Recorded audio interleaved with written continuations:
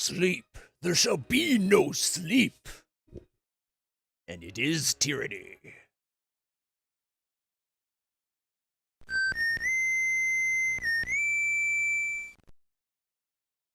Alrighty, everybody. Sorry it's so late. Another rough day. I just gotta turn the game off and back on so I can have it on my headset. Apparently, I had forgot to swap my audio over before I launched the game. And it's one of those games that are just old enough that it doesn't always swap when I press the button. 10:23? Well, it's only 8:23 here, so we got a couple hours left, right? Look, okay, I'm sorry. I'll try really hard to stream better for like the next 3 days. Honestly, I'll feel like I'm fine and I'm ready to go stream, and then I get all set up. And then, like, I just kind of, like, fall asleep. Like, my meds hit me. And next thing I know, it's, like, 3 hours later, and I'm like, what just happened? All right. So, I don't know. And today's a patch day, and the weather, combining what's already normally a painful day because of having to change my patch later, with the weather we've been having, it just, pain's been really bad. So I apologize. The worst part is, if I can just get my ass up and going and get streaming, it really does help a lot, because it takes my mind off the pain, and I'm doing something, and I don't feel as bad because I'm just lying there crying or trying not to cry, right? All right, so last time we were playing, we were about to get the second tower. Yeah, the old time skipper. The time skipper's brutal. Yeah, we just want me to do it. Now, I think last time we figured out we were going to try to add the circle.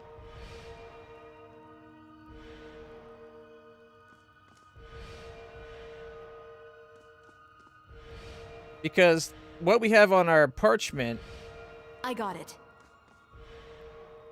looks basically like this. Like, that looks like what we have. Although, if you look at the wall over here, really wish we could zoom in further. I think it's supposed to be that shape, but if we add the wall to it, I guess we could try doing it by extending this one up and then coming down. Because it doesn't look like it connects across the bottom arch. But if we look at our inventory at the parchment, that's what we have. You can kind of make out a faint line of a circle. So we were going to try adding the circle.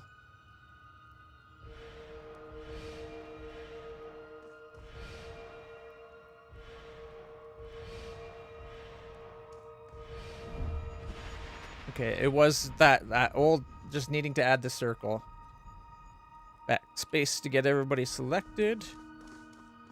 I'm a little worried about fighting because we got a new character that I have done no fighting with. She's a bard. She's pure support. Her offense, like, she hasn't done any training or anything, so she kind of sucks. All right. Playing through Pillars 1 again, and then I'm going to do 2, and then I'm going to do Tyranny. Nice. Well, at least I got a game plan. After Tyranny, I think I'm going to do Planescape Torment.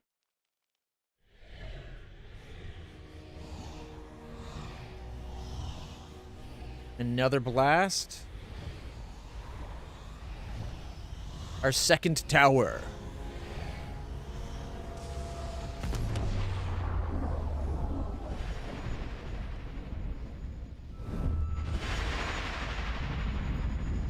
The arcane light courses skyward, trailing off towards the horizon in the direction of Vendrian Well. That's our main base. You feel the ground ripped out from beneath you yet again as you drift back into the warmth of the energy surrounding you. Your awareness stretches beyond the limits of the spire, pulling in many directions all at once. The light you saw arcing through the sky reminds you of the tether you feel to the top of the Viridian's Well. This, too, is a point of connection, and you are inexorably part of it, bound as surely as the spires are to each other. The Sunset Spire in Lethian's Crossing feels burdened by its age, as if a central linchpin somewhere in the core has weathered the centuries of oppressive weight and longs to topple. The surge of energy that courses through you, forming a link with Vendrian's Well, strengthens the very stone beneath your feet. The structural weakness you detected vanishes, replaced by confidence that could keep this tower standing for millennia yet. Gonna lurk? Sounds pretty good. Hey, the good old fall asleep listening to what I hope is the dulcet tones of my beautiful, beautiful voice. Verse. If I threw a dagger from up here, I wager I could split a man on the ground in half. Damn, but I want to try. From here, even the old walls seem paltry. This sovereign view was not intended for the likes of us. Eric shakes his head slowly. Tyranny. You knew that all this was up here. While I sat below, wasting my time trying to gather a group of followers from the refugees in Lethian's Crossing. The untapped power in the spire is astounding. I must find out how to get some. The spire feels like a relay between you and Vendrian's Well, bringing some transference of energy on an enormous scale. You are the first link of a chain that stretches the length of the realm. As you struggle to understand this sensation, you grow aware of whispers all around you. Listen closer. The whispers themselves seem to travel down the tether between you and your spire. Or spires, sorry. Conducting heat that feels at times unbearable. They speak of your actions, your choices, everything that led you to this place. Your name is known, your banner recognized, your deeds reported across the tiers and Northern Empire alike. For an instant, you can see the accumulated hope and fear these whispers represent. It appears like dewdrops settling on a leaf, then trickling into a shared basin. This image is fed to you through your connection, a base metaphor that only hints at the true scope. There is power in these spires, though its source is unfamiliar. Were you to harness it, you suspect that nothing would stand beyond your reach. I feel strange. I don't know what you have done, but standing near you warms my rusted plates. Makes me feel lighter somehow. I feel it too. The air is thick up here, isn't it? Exactly the opposite of what you'd expect. The magic up here is almost a physical presence. You look taller somehow, like you could command a dozen gangs without any challengers to knife you in the back. I would gladly like to not be knifed in the back. Oh my god, we got the third spire? So there was another spire that we don't even know about yet? Alright. Stirring visions complete. Our power is now 600! I don't think we're going to hit 9,000, but we can try. Alright, so we got... It only takes bronze rings, so we can only do 2 of these right now. Because we only have 27. I'm thinking library. Because the ones for our main spire are expensive, and it's people we're hiring. Alright. Sunset Spire at the crossing. No upgrade built. Alright. Constructing a library on a spire allows you to research magical knowledge, edicts, and artifacts. Once built, resting in any spire grants a bonus to lore and all magic skills. A training ground allows you to recruit the finest skill trainers in the tiers. Once built, resting in any spire grants a bonus to accuracy, athletics, and subterfuge. The Forge upgrade allows you to improve weapons and armor and forge powerful new items. Once built, resting in any spire grants bonus to armor, parry, and dodge. Infirmary allows you to brew potions and other consumables. Once built, resting in any spire grants a bonus to endurance, will, and magic defense. I like the infirmary. Honestly, they all have their uses, but infirmary and library I think are kind of the two most important.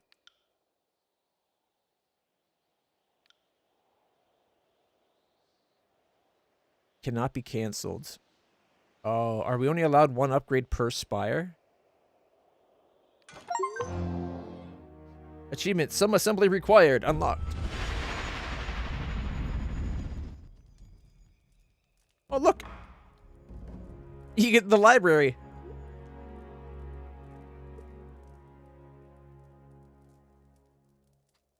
Increase speed.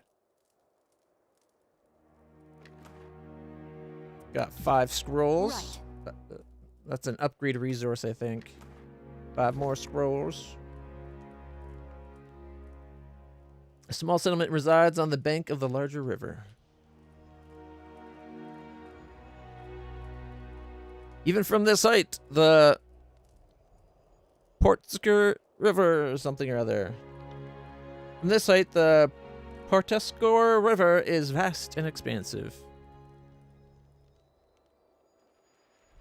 Matt, imagine like a remaster of Tyranny where it's done like with full 3D graphics. Kind of like a Baldur's Gate 3 style thing, but then you get places up here where you get this massive view. That could be so cool. Alright, so we got Sage Garrus and Ebb and Lantry. Lantry is who we normally have, but we just recruited Siren. Verse wants to talk to us. Greetings, Fatebinder. The sage bows low before you, the quills in his hood brushing the ground.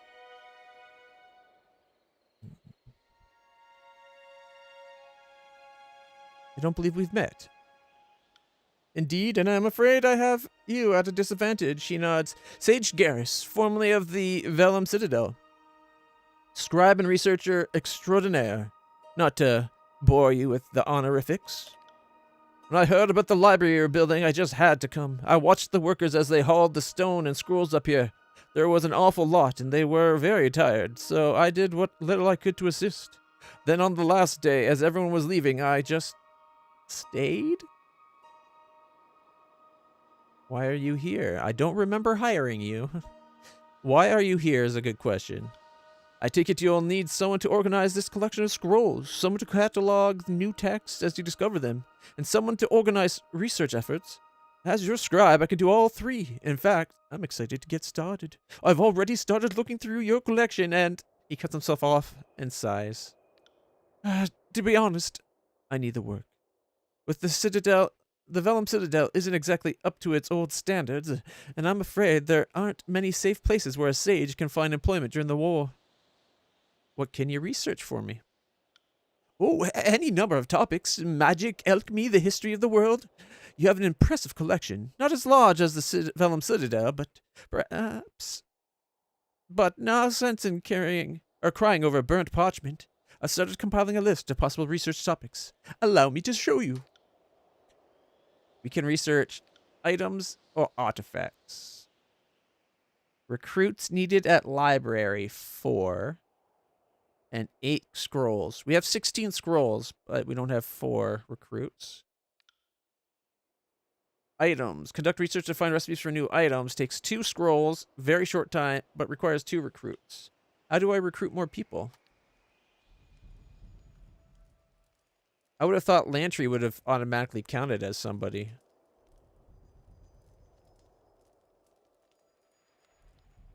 Alright.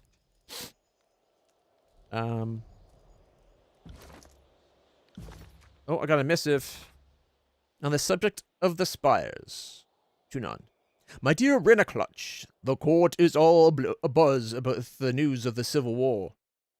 Let's see. Representatives from the chorus and the disfavored are having little shouting matches in front of Tunon.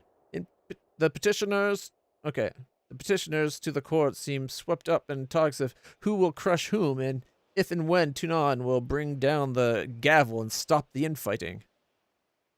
What has me more intrigued is the other story out of Vendrian's Well. Tunon sends you on what I thought was going to be a one-way trip to the well, and not only do you live, you somehow claimed the mountain spire.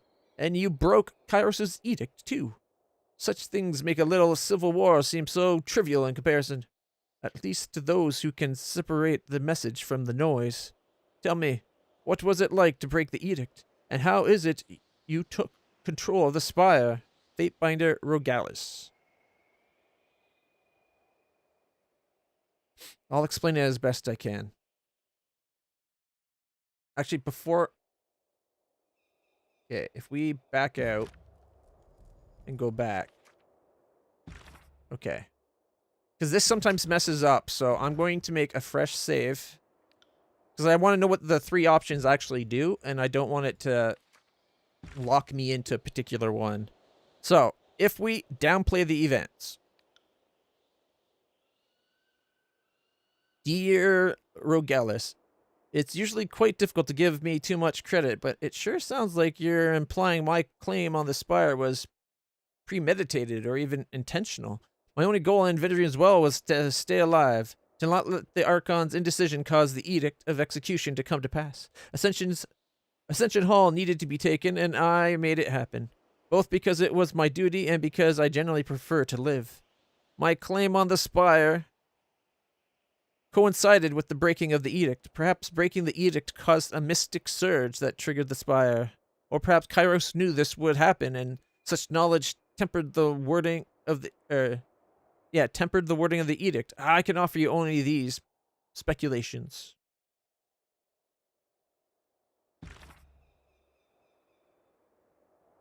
Okay. And it won't let me... So if we don't send it... Okay, this one's not locking in this time. Okay, it seems to be working. Questions of our own. Did you know what the wording of the edict would entail? Did you advocate that I be sent on what was likely to be a one-way journey? Your questions seem to imply that my actions at Vendrian's Well were orchestrated when they were, in fact, the product of me responding to a chaotic situation. Nothing more. Dealing with 2 petulant, disagreeable Archons occupied with what precious time I might have spent undermining Kairos.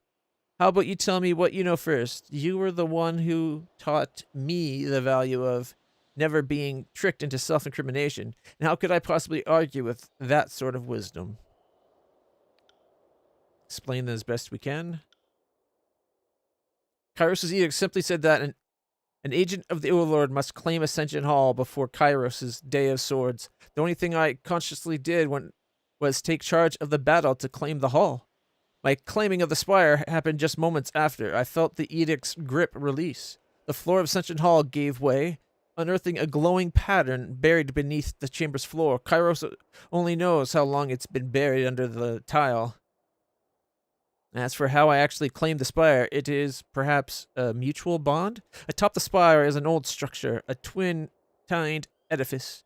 I'll include a sketch on the back of the parchment. The structure spoke to me in sensations and images, and it seems to respond to my presence in some limited capacity. That is what happened as best as I can think to describe it. Does any of this sound familiar or bring to mind any old stories or rumors? I'm going to go with that one.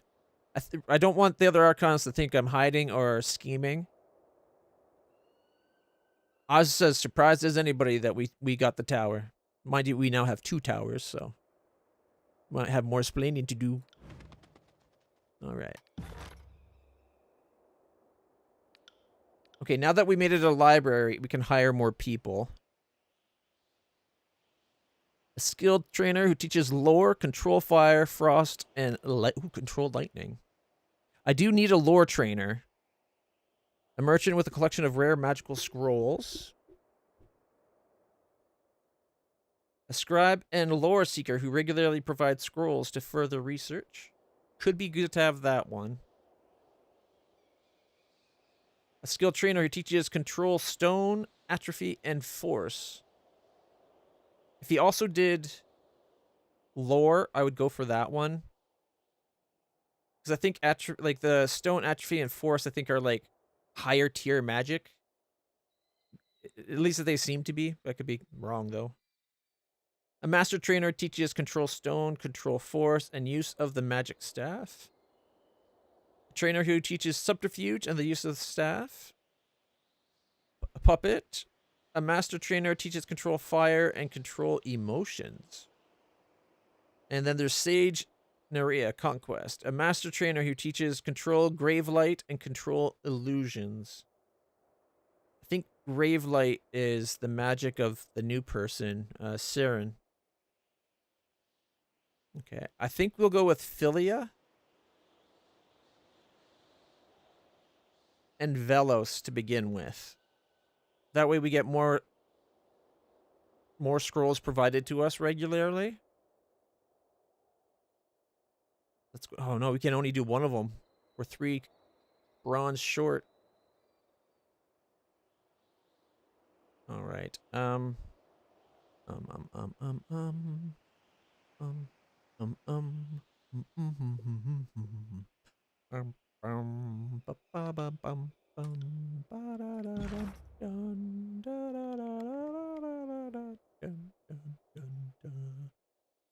There are a number of spies that dot the horizon. The 2 you have claimed have proven to be a valuable asset to the war effort, and the tiers claiming the rest should help you widen your conquest. We gotta get evidence against both. We gotta figure a way to get Barrack's armor off.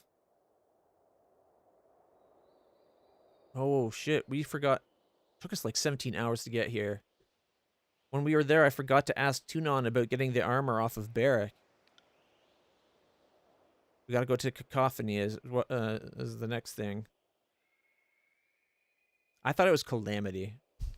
Cacophony. My bad. Cacophony, Calamity, very similar words. Okay, we might try talking to Siren as well. What magics do we currently have? We got Lightning, Illusion, Vigor, Life, Frost, and Force. And we have Fire, but we have to bring either Ebb or Lantry into the group to get it.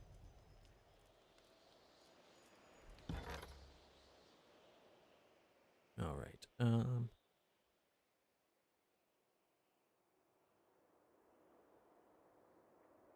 She's got control fire. We could make Siren a fire caster. Doesn't have any room for more spells right now.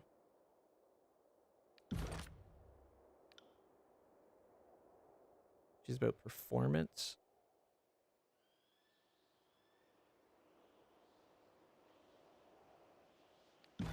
What trainers do we have at the other spire?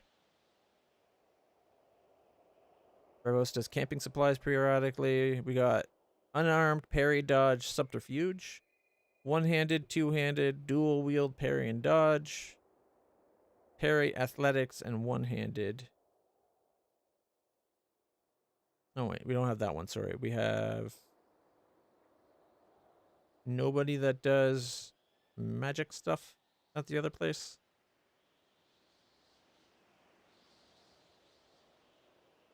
Okay.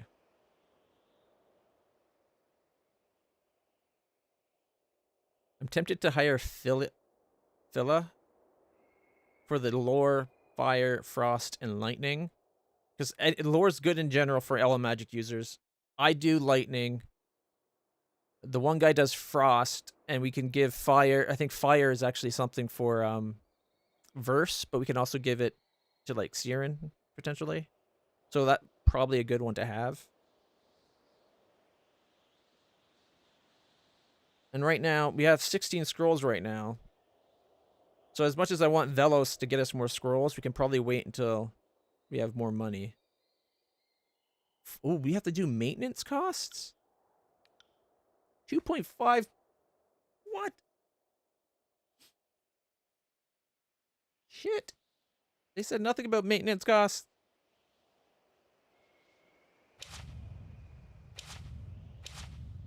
Maybe we're going to be... Maybe there's a way that we can undo the edicts of, like, fire and stone and storm. Like, I'm sure it'll set the world ablaze if we go march into somewhere and turn off the edicts from Kairos' will.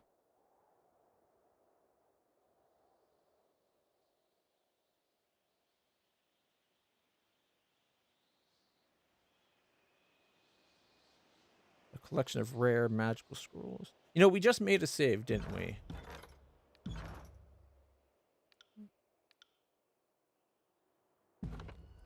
All right. Why don't we just see what happens if we do that? I want to know what the rare magical scrolls gets us. Are they not here?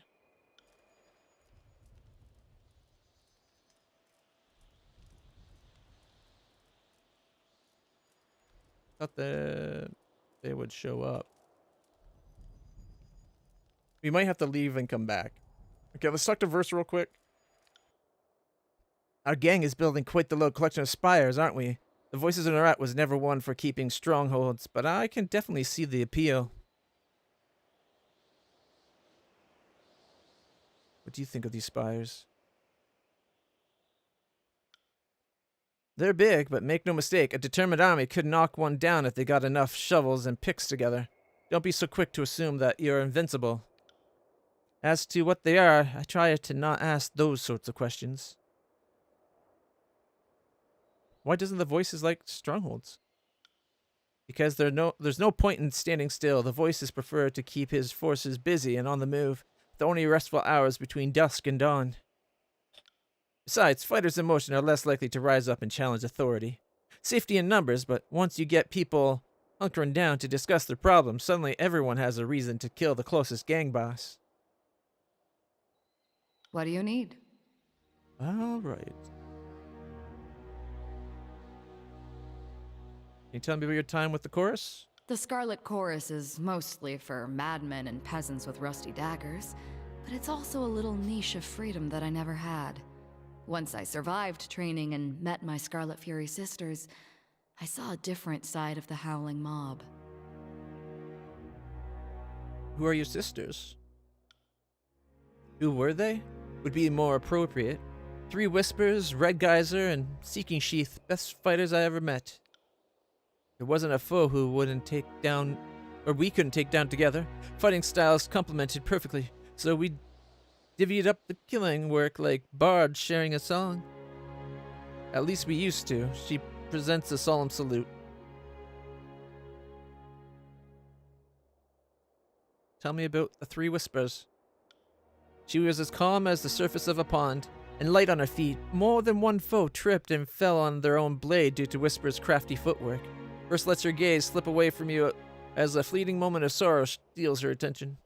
And Red Geyser? A one-woman siege breaker. She would launch herself at her foes like a battering ram. Not even a disfavored phalanx could have withstood that dumb suicidal wench.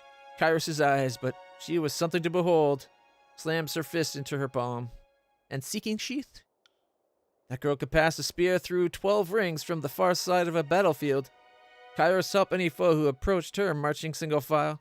She made a game of spitting as many soldiers as possible on the same javelin. What happened to them? We were scouting around Vendrian's Well during the siege. Back when we only suspected the guard of organizing in secret, my sisters and I came upon a group of them. Or Kairos knows, maybe they found us. No one said anything. We drew iron and bronze. That was when everything went wrong. I was supposed to take point and occupy the guard with a dance of blade work. Something disorienting while my sisters picked their mark. I hesitated, lost my nerve. Instead of rushing the Oathbreakers, I froze with my weapons drawn. My sisters fought on without me, but they were off balance, like whatever I had was catching. They died. I lived. My sisters were relying on me to lead the dance. I failed them.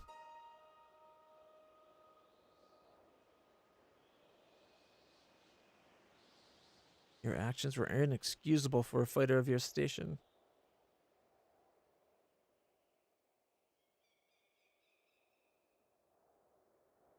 I don't think she'd like it if I say caution stayed her hand. You're absolutely right. If I had witnessed the same in one of my sisters, I might have killed her for endangering the rest of us. Good thing for me that they didn't get the chance. She chuckles, but there's no humor to it. Hesitation's a rot. It's unbecoming of any chorus member, and unheard of in a Scarlet Fury. I would cut it from my body and cauterize the wound if only I knew its source. She grimaces once more and turns inward, contemplating. Any thoughts on the topic? Or are we just here to open old wounds?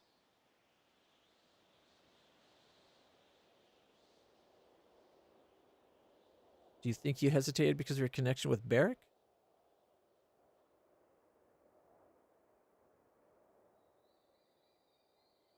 Ooh, that's going to make her probably less inclined to like Barrick. And I want them to be on good terms with each other.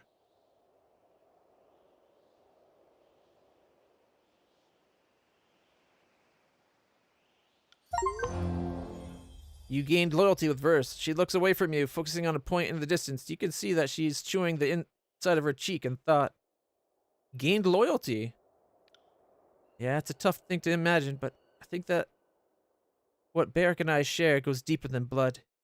He's in my head somewhere, and I'm in his. If what you say is true, connection was active before we even met. She lets out a hard breath and shakes her head in amazement. You sure have a knack for getting to the bottom of people, Fatebinder. Be careful with that. Back to questions about the chorus. What do you need to know?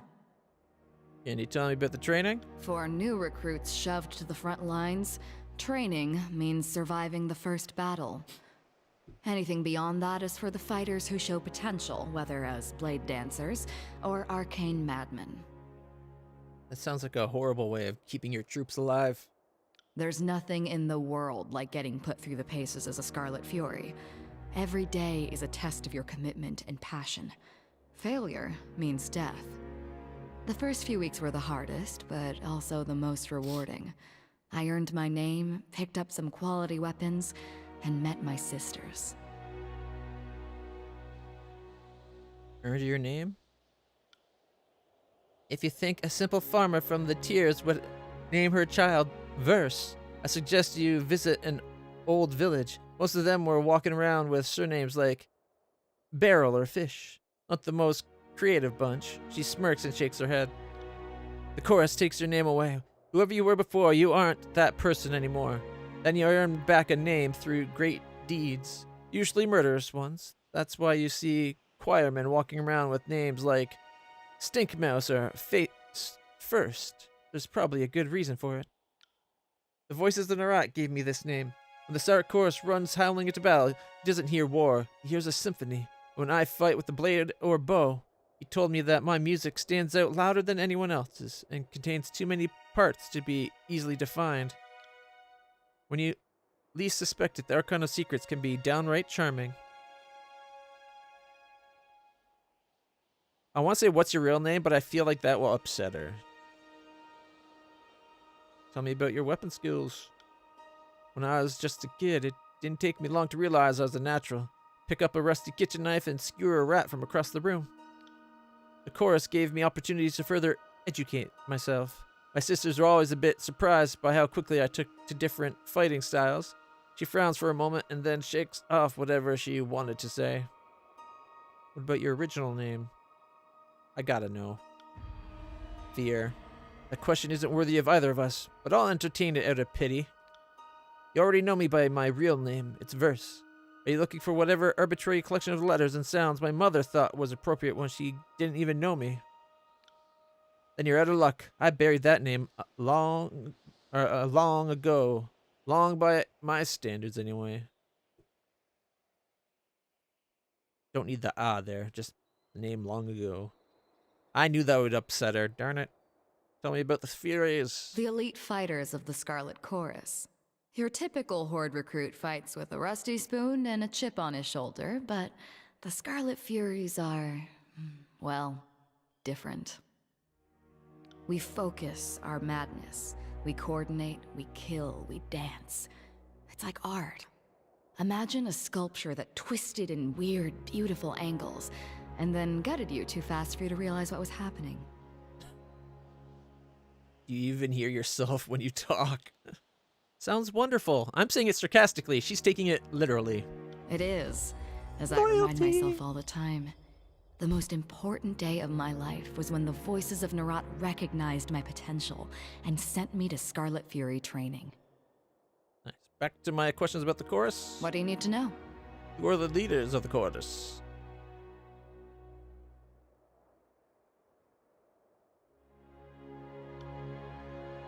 You've already met the voices of Narat and apparently thought enough of him to put your trust in the chorus. The rest are all offshoots of the voices. Like the Fifth Eye, once you get down to the rank and file, the Scarlet Chorus organized around a motley bunch of gang bosses who call the shots. What do you want to know? Alright. Tell me about the voices of Narat.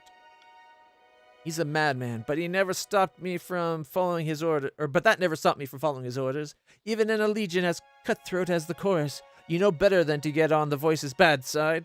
People who cross him, or just people he meets, don't tend to survive the experience. If he ever seems disorganized or lost, it's because he's channeling one of the personalities he's devoured over the past years. His mannerisms shift over to someone else, someone who's probably long since dead. Better to die than become part of the voices. That seems potentially, like, enormously powerful. As long as it doesn't, like, override your priorities when you do it. Being able to take on the perspective and knowledge of someone else. That's kind of cool. What makes the voices so powerful?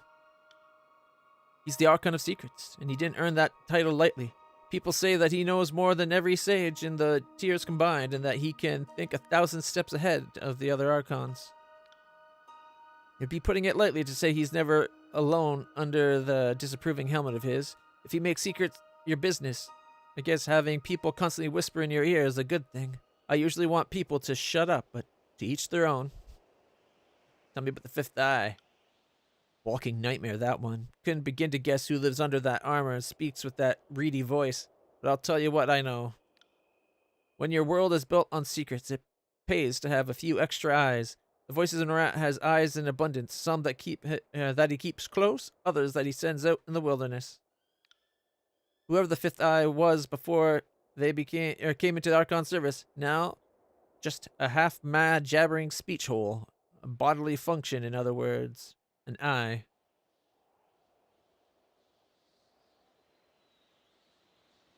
How many eyes does the Archon of Secrets have? The number keeps changing, either because it grows or because rumors don't mean shit. 3, 7, 19. Some even say that all of us are eyes and we don't even know it. Shakes her head in thoughtful disapproval.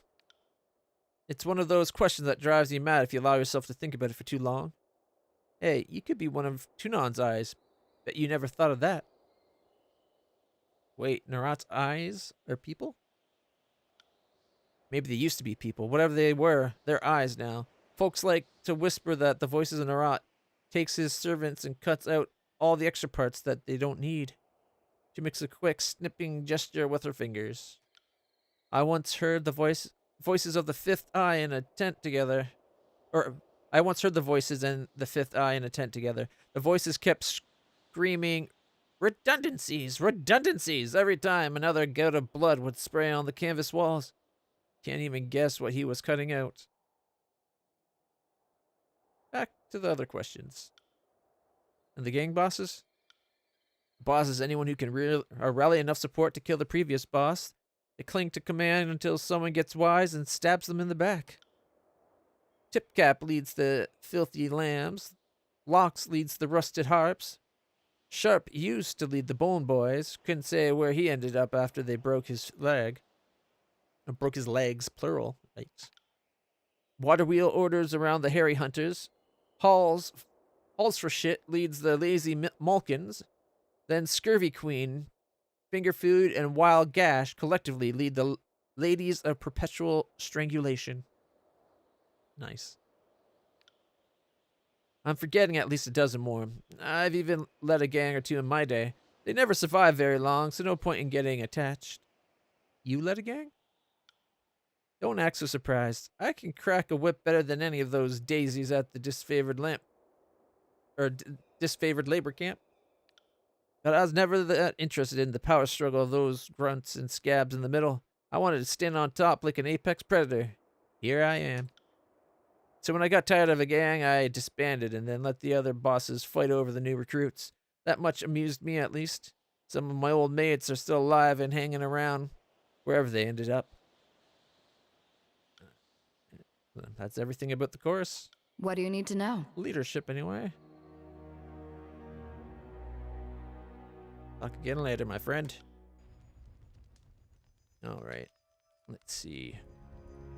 Let's get Nerat in the group long enough to learn that new fire spell. So, your latest acquisition has me thinking about the spires some more. By all accounts, they go as far back as the old walls. Over the centuries, the nobles of the tiers have claimed the spires, but they've only ever battled over the land at the ground level of the monuments.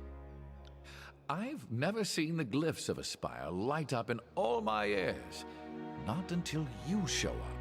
If this were an isolated incident, I'd be confused. But it seems the spires, plural, are somehow connected to you. What's your secret? Let's see. It's a surprise to me as well. Or I've studied at Tunan's feet, proclaimed edicts, broken them too. I'm sure I've been exposed to all sorts of arcane powers.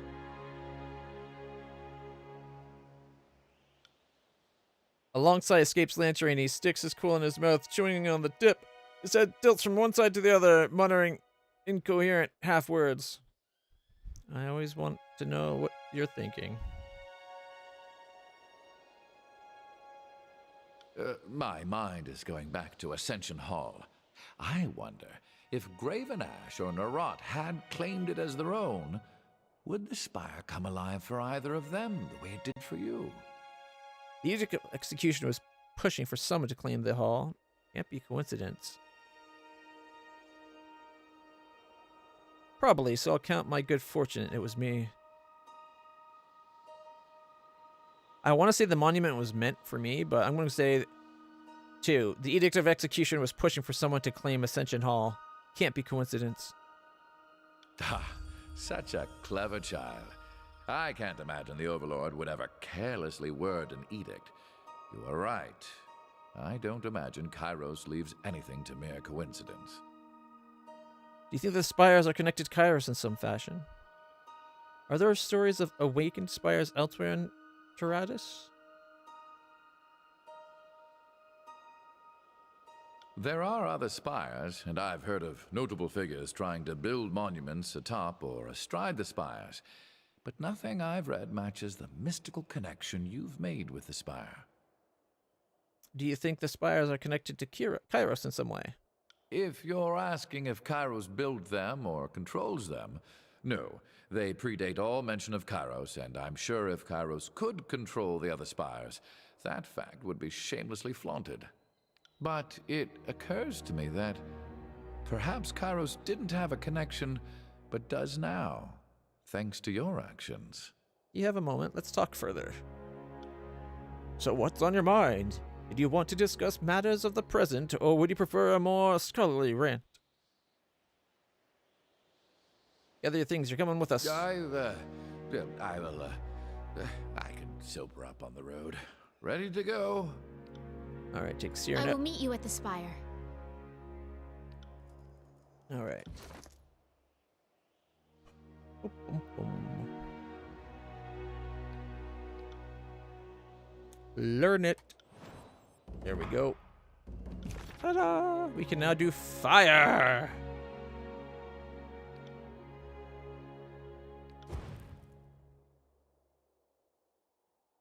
Eight to 15 fire versus magic. All right. Mage fire causes burn damage over time.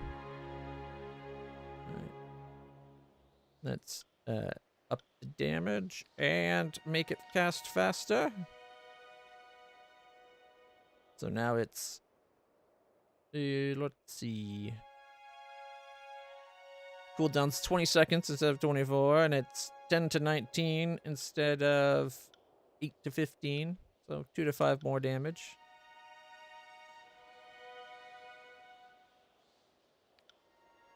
Oh, why'd I do that? I forgot to hit assign first.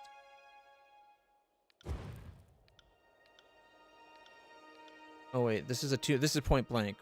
I wanted distant impact.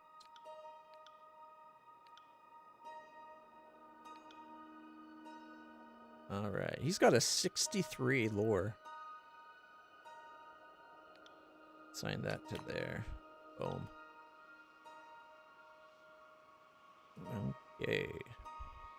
I kind of wish the spell thing gave you all your people and not just the people that are currently in your party.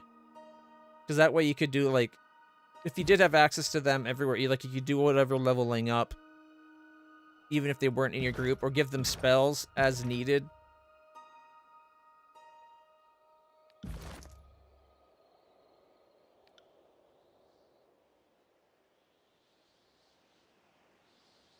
Wait, we got an iron warhammer?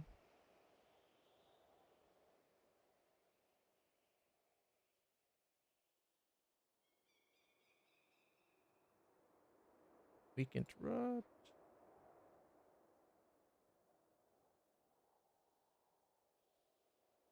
Iron warhammer is worth more. Oh, but it's a two-handed weapon. Right. Hey, Star, how's it going? Yeah, I had a hard time getting up and going today. Think I'm still getting used to my new meds. Because I'll feel fine and then I'll just find myself waking up and it's been 3 hours. It's like, oh, wow. I just time traveled. Oh, more medical stuff. I understand. I hope everything is okay.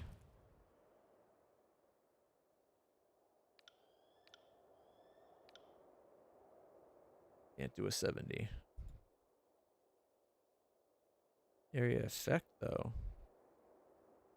What's a cone? 4-meter cone of fire. Alright, well. He did what I wanted. I don't think there's any training for him. She's got training for sure. A second spire has awoken to your presence. This is fascinating, and I admit enviable. If it turns out your connection to the spires invites death and woe, my jealousy might wane a bit. Hopefully we can use it to prevent death and woe. I've been mulling over that structure we found atop Vendrian's well. Would you be opposed to me studying the sculpture in closer detail? I'd perhaps work a spell or two near the structure. Simple cantrips of gravelight by which to read and inspect, but I will not poke or shove the thing in any way physical or mystical. I think it's wise, of course. I want to say you don't need to ask my permission. I'm going to say if you think it's wise, of course. Thank you. Next time we have a good moonlit night, I'd best settle in and see what sort of magic perturbations I can sense from the sculpture. What is it you need? All right. Join the group. Of course. It's about time to stretch the old sea legs. I will return to our holdfast at once. Being limited to 4 people is so restrictive. All right, she's leveled up. All right, all of her stats are already above 10, so I can start focusing on the stuff we actually need for her. Cooldowns are probably a decent idea. Magic strength. Her lore's a 67. Good to know. She's also got pretty high control for her spells.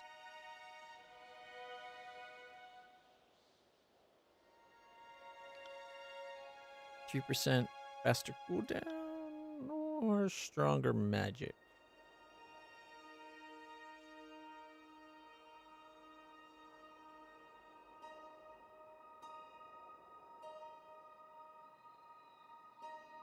Let's go for the cooldown.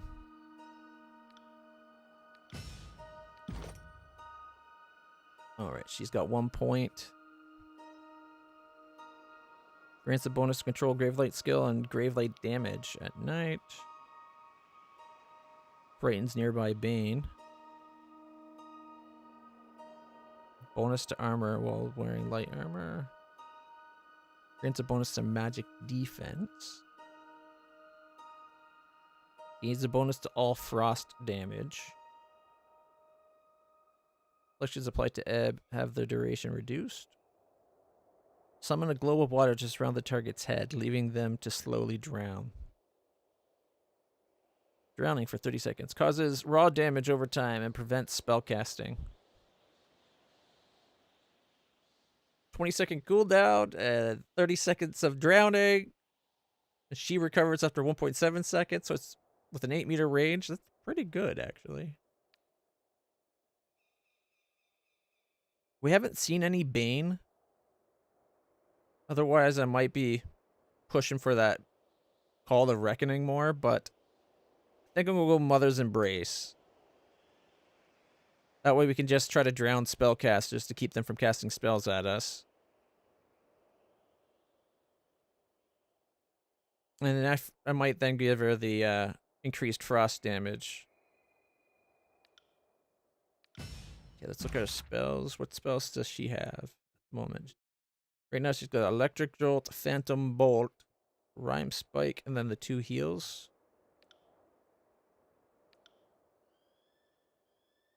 Actually, here, let's do this. Select that. Can we make it quicker casting? Okay, update it.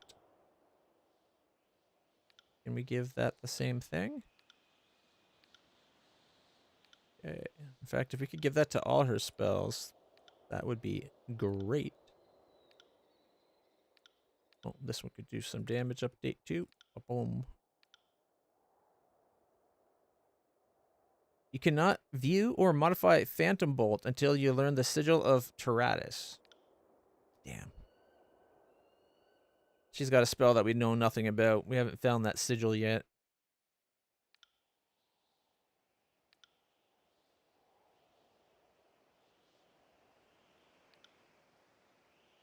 Oh, he's got enough now. Update that. Oh, yeah. What about this one? Already updated.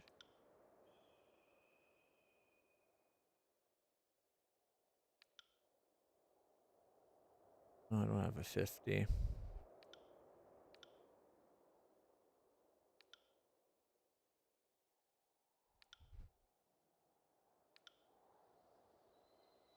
No, I'm not going to be able to get a 40.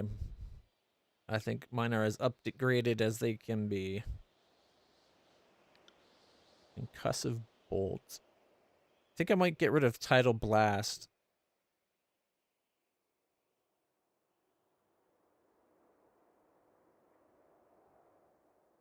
Oh, is that far away? I just mean, like, whatever you're going for, hopefully it can get, like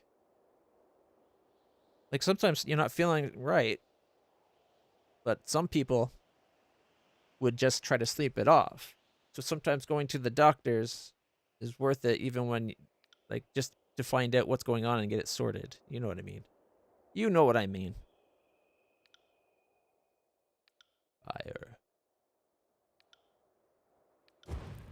Long range fire.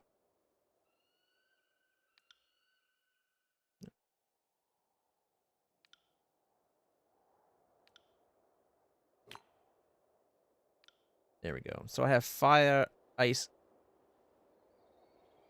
Wait, what? Where'd my lightning go?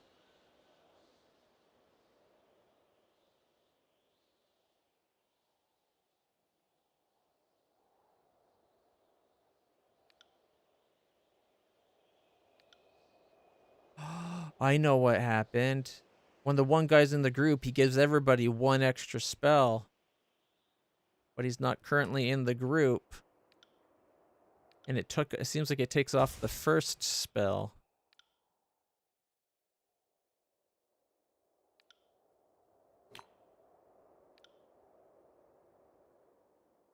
Okay. I'm not sure about keeping the concussive bolt. It's supposed to, like, it has a chance of being causing daze. But I don't know if I've ever actually seen the daze effect trigger. Like, maybe it'd be better to have people get set on fire.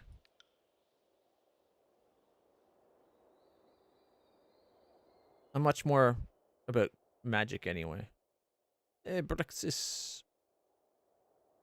Oh, the tyranny. The tyranny. Alright. Question is, do I bring Siren back out? Or go with Lantry? I think we gotta go with Lantry. One moment, my friend. Just let me finish this thought. Ending his note with a flourish, Lantry licks the tip of his quill, pausing to taste it a second and third time. Alright, join up. I've, I'll tack homeward. at your See you there. service.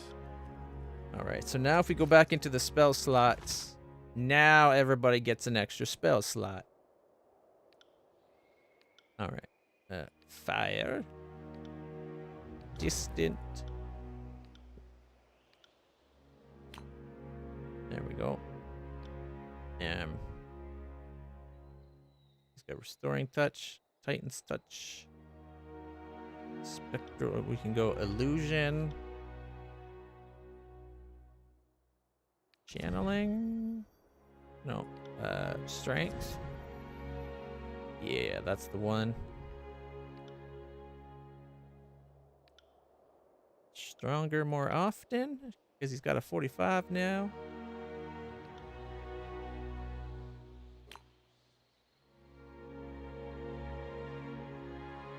All right.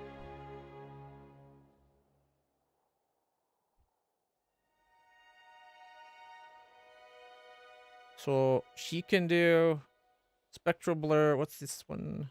Pulse Pit. They all get heal. They all have Spectral Blur. The only one that doesn't have a boosting thing is me.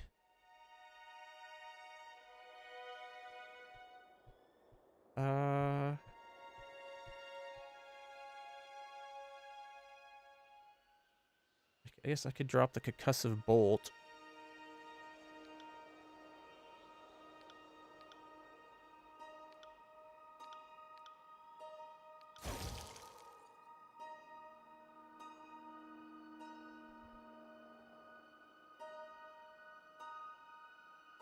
Focused Intent. Isn't that the same one? Okay, so Focus Intent sometimes gives you a boost, sometimes it gives you a bane.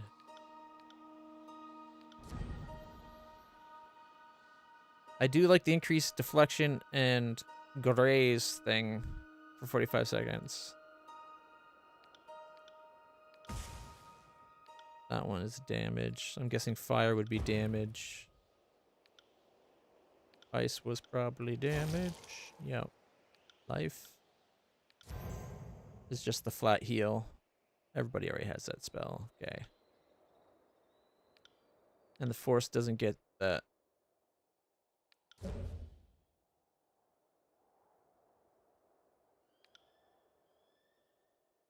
All right. Boo.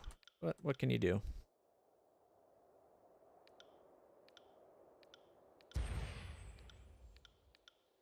I guess I could give someone else that. I kind of want to give her a firebolt though. Rather than her having another thing.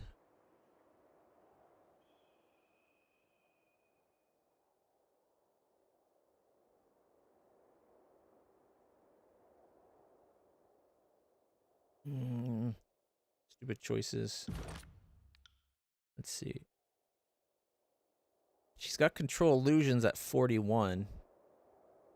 So she is pretty good with her illusion spells. And she doesn't currently have control fire, but she's got fire skills. I don't know how that actually crosses over. But if I give her the fire instead of me, then I could give me that what is it? Was it illusion?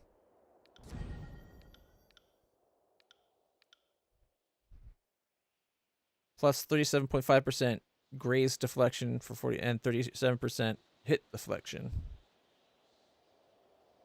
Basically that means like 37% of the time if it was a hit, it'd downgrade to a graze. And if it was a graze, 37.5%, it would downgrade to a miss. So that's why that's very nice to have.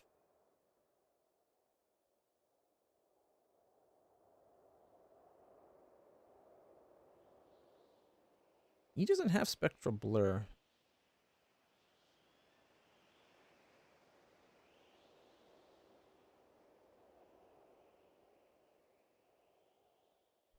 I'm not sure doing the two copies of the spell, one without the accents and one with the accents. I think it's still like casting a restoring touch. I think it locks both out to be recharged. We're going to pay more attention with that.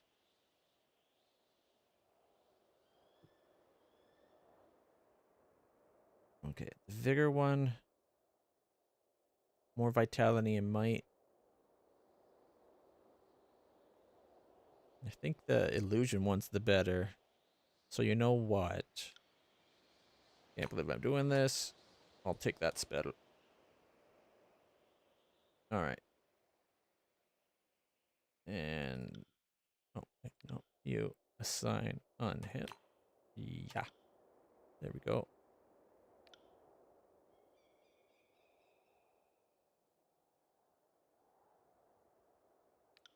$55? Could he give... wait. Oh, he's not quite up to a 70 yet.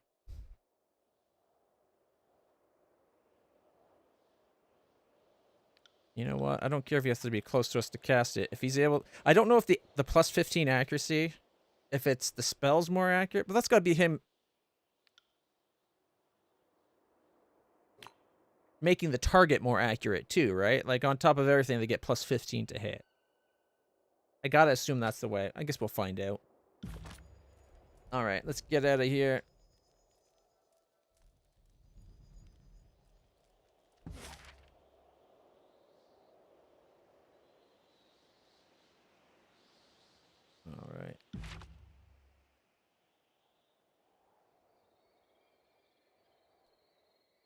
Alright. We're supposed to go to Cacophony. We can fast travel to Spire? 2 days, 4 hours, 30 minutes.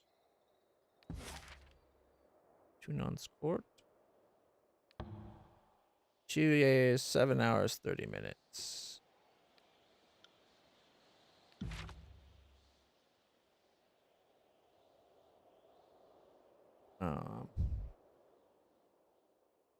I don't know if it's worth wasting some days or not. Because we were supposed to ask Tunon about trying to remove Barrack from the armor, and I forgot. Why is it taking us 2 days, 7 hours, 30 minutes? I thought that was only like 17 the other way. Wasn't it only like 17 hours to go from the city down and up? Maybe it's 17 hours to this spot. Yeah, well, that's 17 hours. Okay. 2 days. We teleport to my other spire.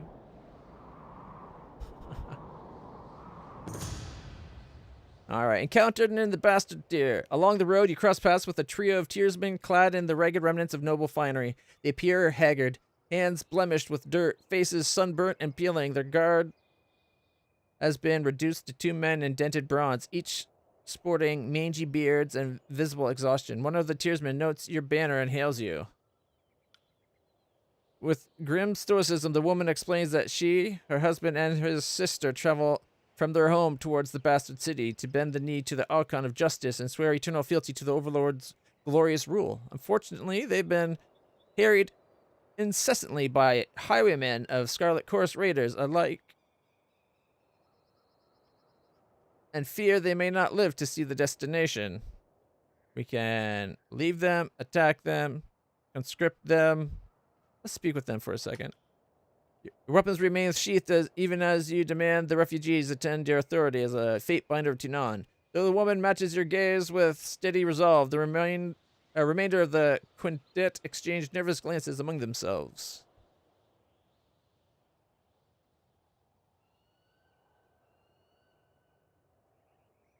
We're going there anyway, so we could escort them, right?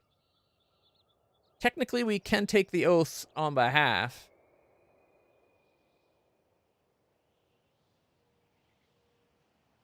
Let's escort them. The party has received Sunder's seal placed in stash. You have gathered favor with something. The group is hesitant to accept the terrifying honor of the personal escort of a Fatebinder, but they don't resist your insistence. You lead them to the Bastard City and to the court of Tunan, Archon of Justice, who presides over the three nobles as they swear their loyalty and service to the Empire of the Overlord. After the brief ceremony, one of the nobles approaches you, displays her appreciation for the in the form of a small gift. All right, so Stone Sea villagers, Tunan, and Lethian's Crossing went up by 2, and then 1 for the Tuan. Okay. +3 to armor, immunity to petrified. So Sunder's Seal gives you stone skin for 20 seconds, which gives you +3 armor and petrification immunity. All right. Exhaustion? We're going to need to sleep.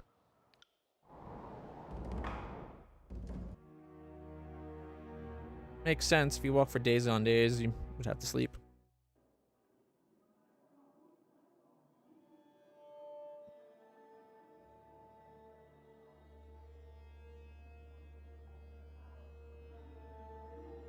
Oh, we got a missive. On the subject of the spires. Your summation of it is most fascinating. Thank you for sharing. You are certainly not the first to proclaim an edict. Many of us have been used to complete the casting of the Overlord's magic. And you aren't the first to break an edict, although that list of names is smaller, more exclusive list. What's curious, though, living and recorded memory make no mention of someone who proclaimed and shattered the same edict in that regard. You are an anomaly.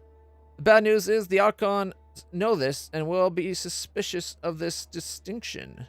Along with this parchment, I have included the contact information of the Honorable Fatebinder Mythos, an old peer of mine and perhaps the most knowledgeable in the court on matters not taught to us by Tunan. Treat her with respect, and she will not betray your confidence. Best of luck, Reina. I think things are about to get even stranger for you. Fatebinder Rogalis. Alright.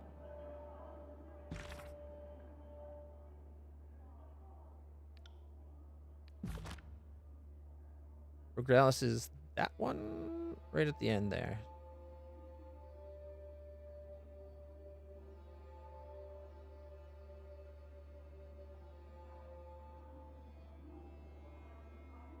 Recovery time increases every 3 seconds by 1% until next rest.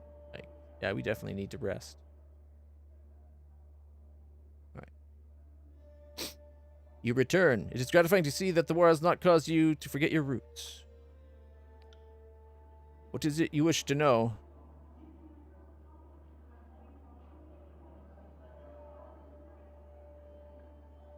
I have a request from Barrack of the Stone Shields.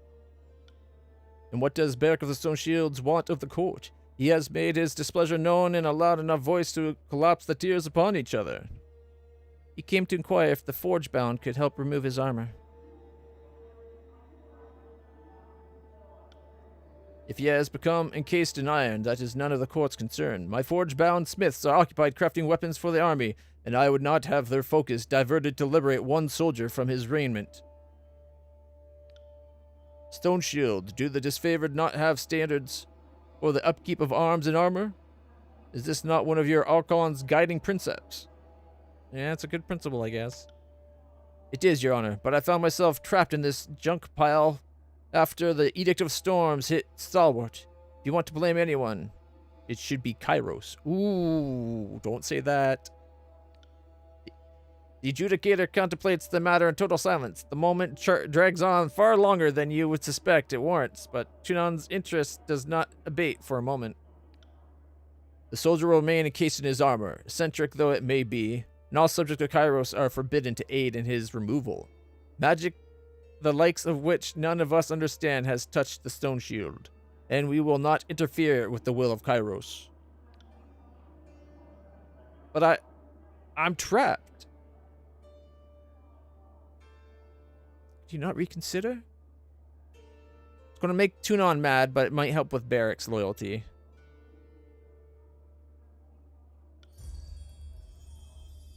I'm surprised and disappointed that you would even ask. Whatever you are trying to prove to your travel companion, the court finds it festering with sympathy and a lack of precedent. Such is the will of Kairos and the will of the court. You tried. Suppose that's what counts for something. The adjudicator didn't say anything about me bending my way out of here, at least. Not that trying has ever made it better.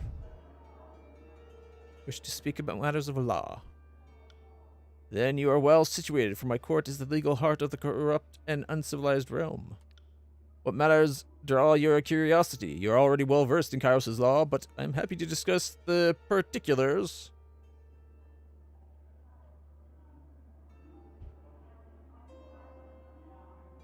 Am I beholden to these laws? No. Magician's folly. Let's discuss the old walls. The old walls are forbidden, as are their contents and their denizens. Owning any item from the old walls is considered trespass, regardless of how it came into your possession. Mind that in the course of your travels. As the old walls extend across much of the tiers and Northern Empire alike, Kairos permits her servant to pass only where she has sculpted the landscape to permit traverse. Under no circumstance are you to enter a breach in the old walls, even for a task as innocent as crossing to the other side. If these restrictions seem too severe, I would remind you that they are for the protection of Kairos' subjects. The Overlord has no desire to see harm needlessly inflicted upon her loyal followers.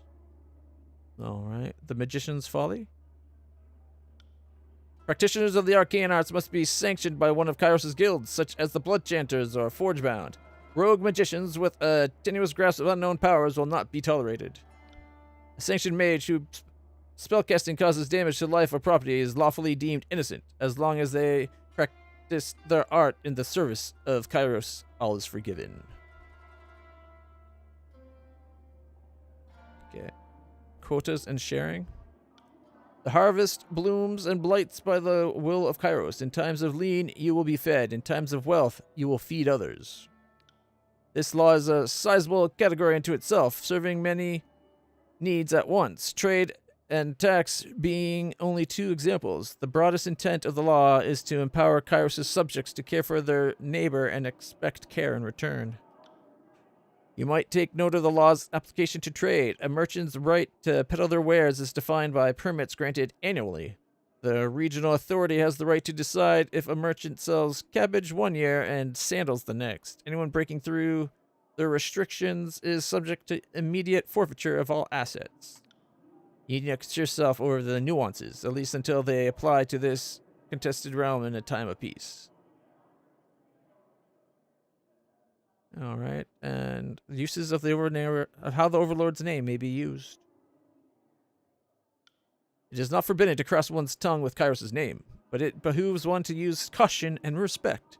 The Overlord's name is not yours to give, whether to progeny, product, location, or abstraction. Slander of the Overlord is punishable by death.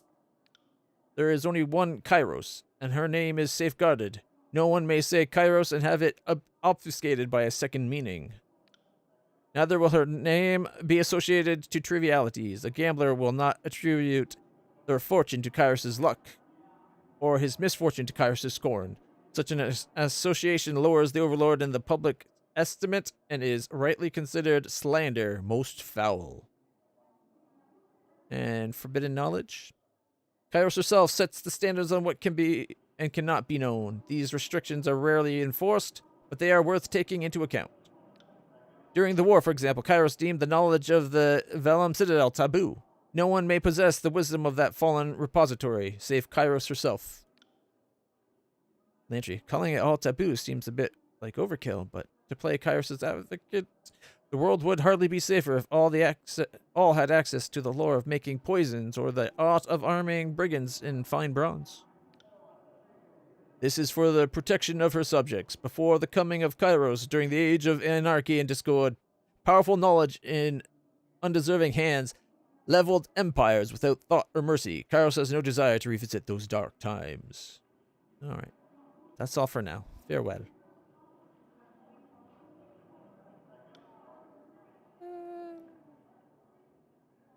You tell me about Bled and Mark? He is my headsman and an assassin without equal. His official designation in Kairos' hierarchy is the Archon of Shadows, though I wonder that he ever considers himself aught but a slayer of the unjust. How did he earn his title? His work away from the court takes Blood and Mark to the dark places of the world. The tiers of the Northern Empire alike. Over time, Shadows became his domain. They cloak him, protect him, and even fight for him if the need arises. It is said that Blood and Mark can travel to any place where shadows are cast. Only he would know this for certain. Alright. Thank you. We are done. Then be on your way. Boo. They won't see me coming.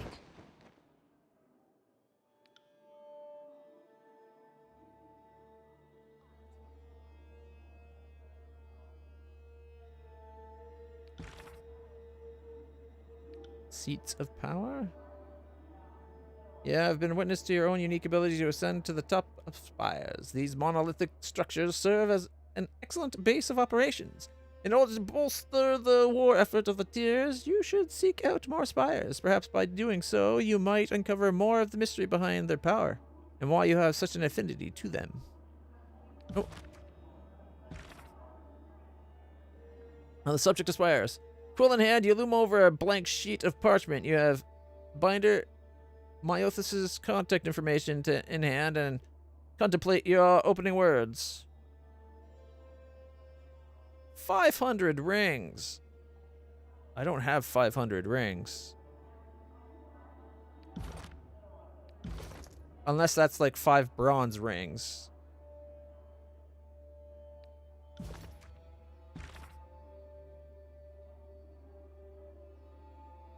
Alright, if we go polite introduction. Dear Fatebinder Myothis, I write to you at the urging of my peer and tutor, Fatebinder Rogalis. He has found himself bereft of answers, a rare condition for him, and suggested you may be the only source for answers I seek.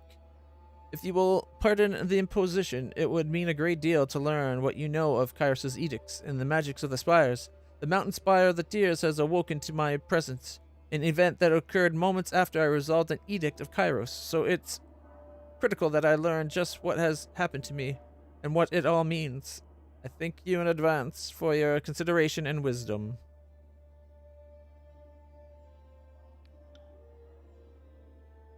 Maybe we should do the 500 rings.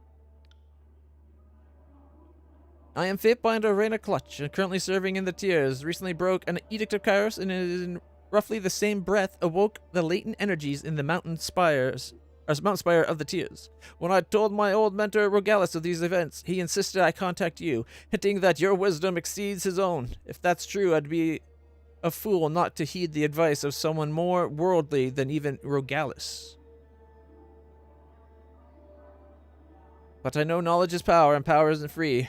I have enclosed a hand of rings as tuition and tribute, a paltry offering for a respected teacher, but it is a sizable sum to me. Thank you for your consideration. I eagerly await your reply.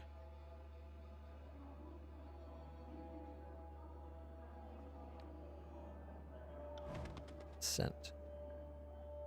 All right.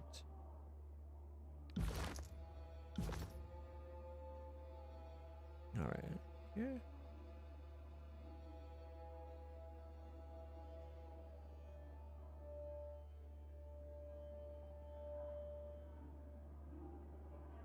Now, do I need to sleep first, or do we...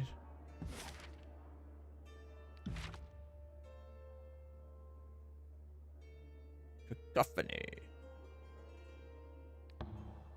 It'll take you 4 days, 3 hours to complete your journey from Tudon's Court to Cacophony.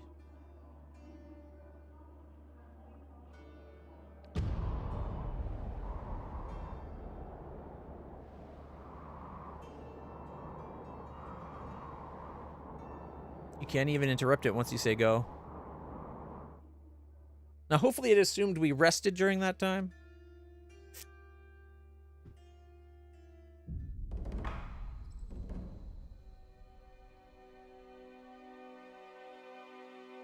We're within the range of the Edict of Stone. No, we're still have exhaustion. Minus 15 to all magic skills, plus 20% prone duration, plus 30 control stone. All right.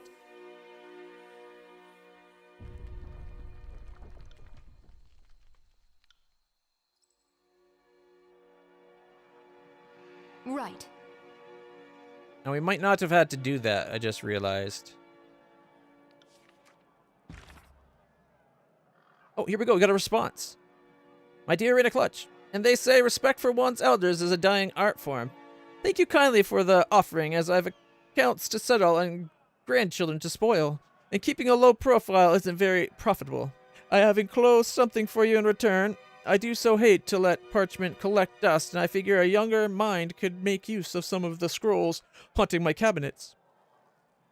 I'm now the oldest of the court's children, and I've seen much of my time. It's probably for the best everyone assumes I'm old, harmless, and worth shuffling away in the archives. If I were scrutinized too closely, I'm sure Tunon would find I've grown lax in my spoiled old age. Part of why I'm where I am is that I've kept my head down. You appear to be doing the opposite. In some regards, this is beyond your control. You were chosen for the honor of proclaiming Kairos' edict twice. To decline would have meant death, but to accept means to be placed on the stage for all to see. Kairos' most powerful weapon is not the edict. It's her ability to hand us rope that we willingly use to hang ourselves. Never forget this. There are numerous questions nestled in your request. What is it you wish to know most? Focus your inquiry, and I will answer as best I can.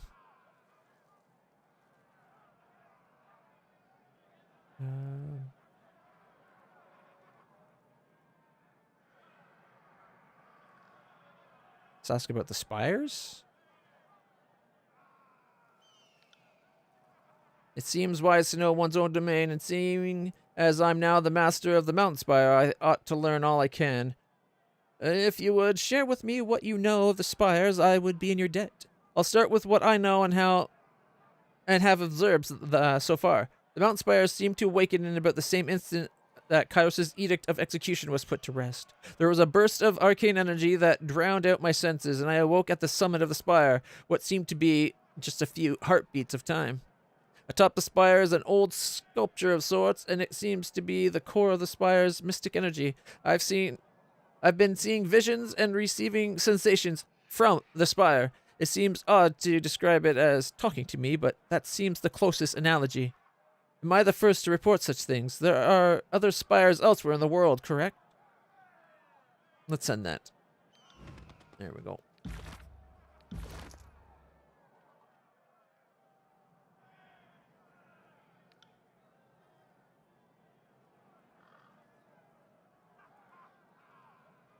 Okay, I guess I'll put this here.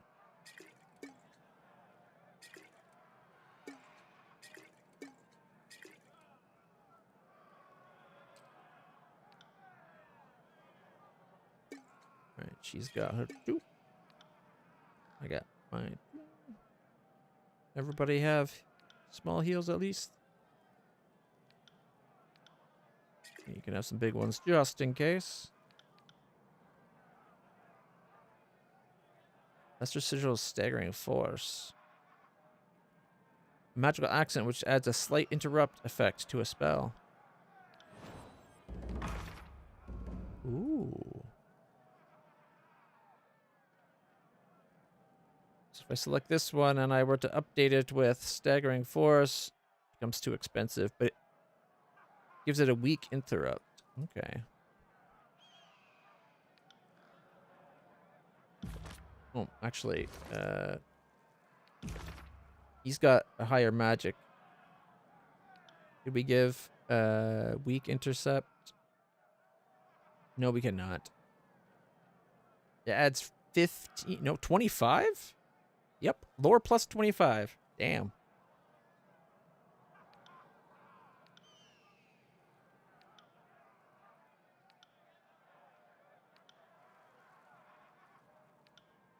Are there any other spells that could do with updating?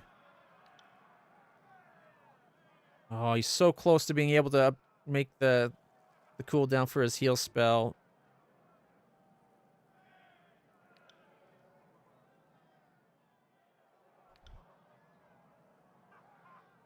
All right.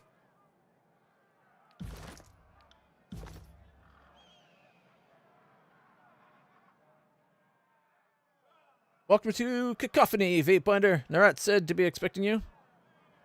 What can you tell me about Cacophony? It's the main stronghold of the chorus in the tiers. All chorus groups have some of their people here. Horde, Scarlet Furies, Blood Chanters, Bloodhounds, even the Beastmen. Everybody's got their own section of camp. Better that way. Keeps the brawling to a minimum. We got a merchant here if you need to buy anything. There's also the quartermaster, but Narat's gotta give him the say-so before you're allowed to get your hands on chorus goods. And where can I find the voices of Narat? Northeast corner of the camp, near the only real buildings left. If he's not on his throne, he's wandering not too far from it. Farewell.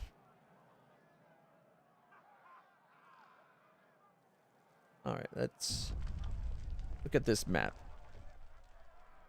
We got the marketplace, the Beastman pen,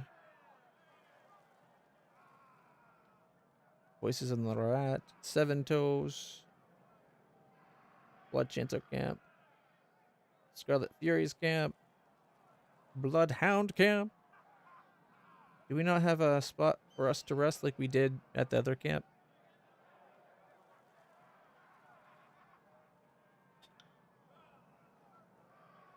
Ooh, 47, we can beat that.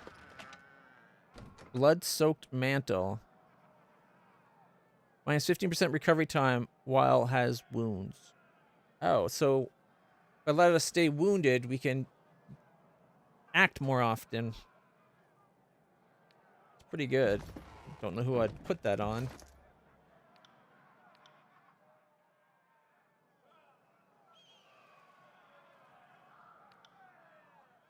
You know, she gets wounds fairly often.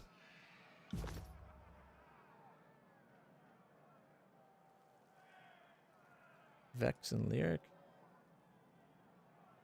Welcome, Fabinder. Can interest you in our wares. See what you got. We already got the Core of Fire. Ooh, Core of Passion.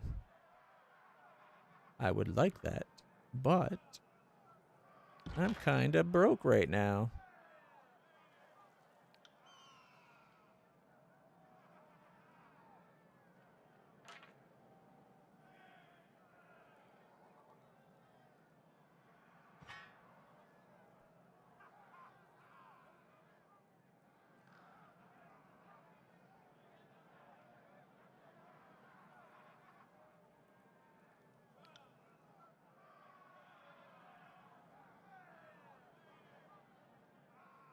Um,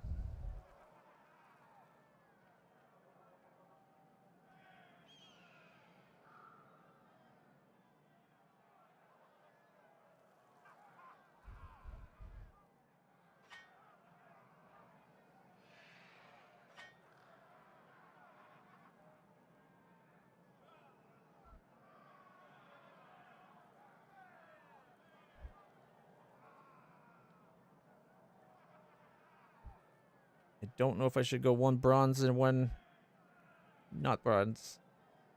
This is the speed factor.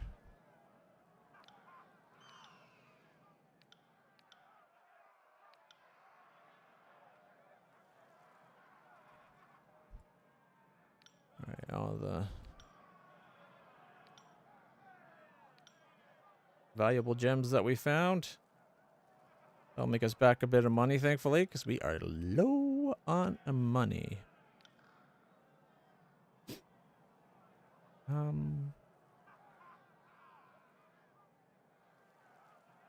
Rid of the bow.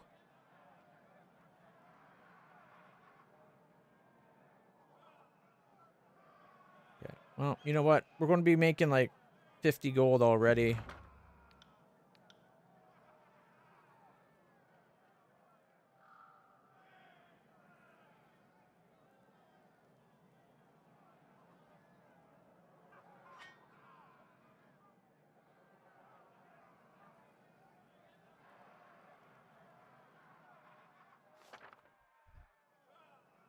Okay, we're making 14 gold.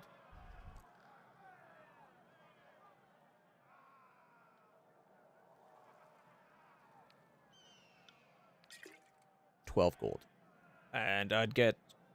Well, that means we want to get 6 gold. I don't want to do that because we are moneyless.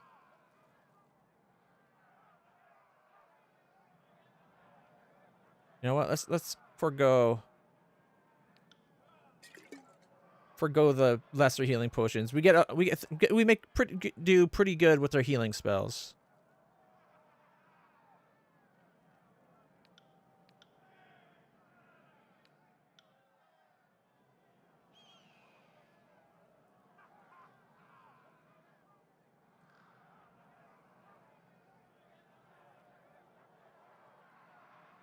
$12 coppers for that. It doesn't give him much protection, but it might make his magic hugely powerful. Alright, let's just start with that. We at least have 14.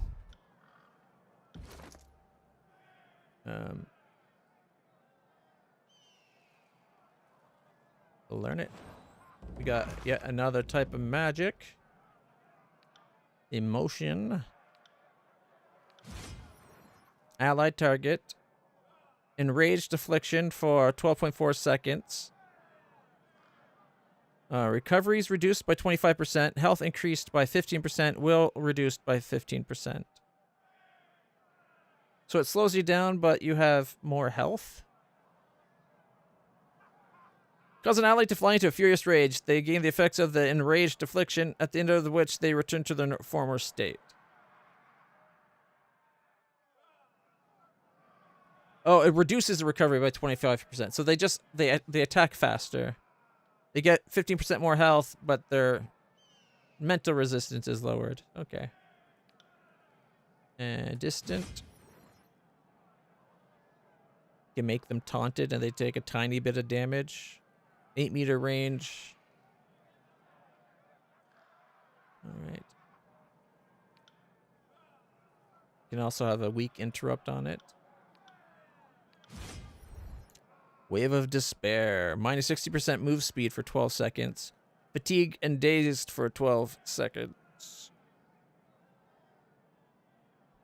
Wash over enemies with a wave of dispassionate energy. Affected foes are dazed, fatigued, and have reduced movement speed.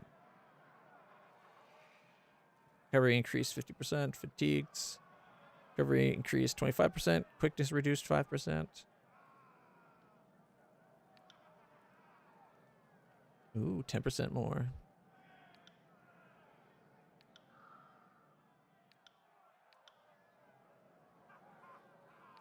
Okay. Interesting.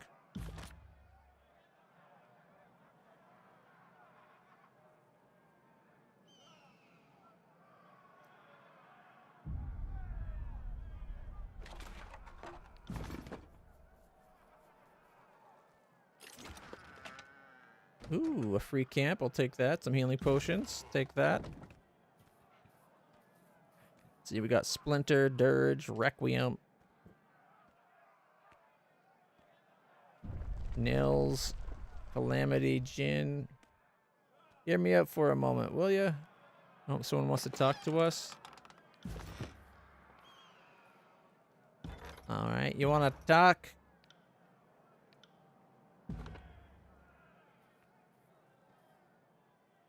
We've got a problem we can't settle, Fatebinder. When we plotted against vile arson, we agreed we'd split the spoils 4 ways. But now that the rings, rugs, and booze bottles are laid bare before us, seems some folk feel entitled to more than their fair share. Who's vile arson? A deranged pisser of a man who... And our old gang boss. He deserved everything he got and more. They all nod as he explains. Okay. He stole whole cartfuls of rings and polished stones after Azure crumbled. We dug the items up, hauled bags of them all over the place, but got none of the payoff. Plus, used to beat Calamity Jin and Gnashing Nils for nothing. He didn't beat the rest of you? Well, he tried once, the girl grins, boisterous and confident in the way only a past triumph can provide. Requiem looked out for us. If he'd had laid off the rest of us, We might have let him live. You want me to adjudicate a settlement between thieves? Thieves? We didn't filch nothing. We killed Vile Arson and took his property by right of the Circle of Fifths. She nods. Lil Gnashing Nils is right. As weakest, she earned a right to those spoils. Most of us earned a right to these spoils. Most of all for the abuse. Vile Arson heaped on her over the years.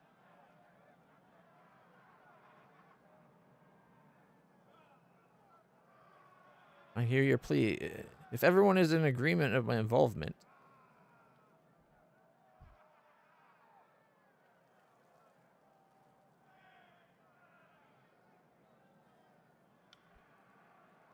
The choir women nod. I certainly am. I'd like to settle this and put it behind us. What of the rest of you? I also am interested in the Fatebinder's ruling. Let an outsider weigh in. Surely they'd see the greater weight of my contributions. All right, Nils. One of the more timid Horde members ducks her head, scratching through the back of her hair. Are you sure? I've heard bad things about inviting the court's judgment. Once a Fatebinder gets involved, their ruling is absolute, isn't it? She glances to Requiem and Chaos, reading their cues before she relents. Okay, I guess I'll go along. Gnashing Nils, okay. Calamity Jin. The last one shrugs. Doesn't matter to me. I already decided to give up my share. I just wanted the bastard dead. All right. Then let us proceed. Tell me what happened, and I'll determine how the goods should be dispersed. She cracks her neck and squares her back, eager to relay her part and be done with it. We all got tired of being cut on and watching him torture Nils, so when Requiem suggested the plan, I was eager to lure him into our trap. She glances around and speaks a little softer as she continues. Had to use my finest hooch. I brewed it in a bronze boot I found on the battlefield, but after a couple hours I had him nice and relaxed, stripped him of his armor and distracted him after that. Nudge, nudge, wink, wink, no doubt.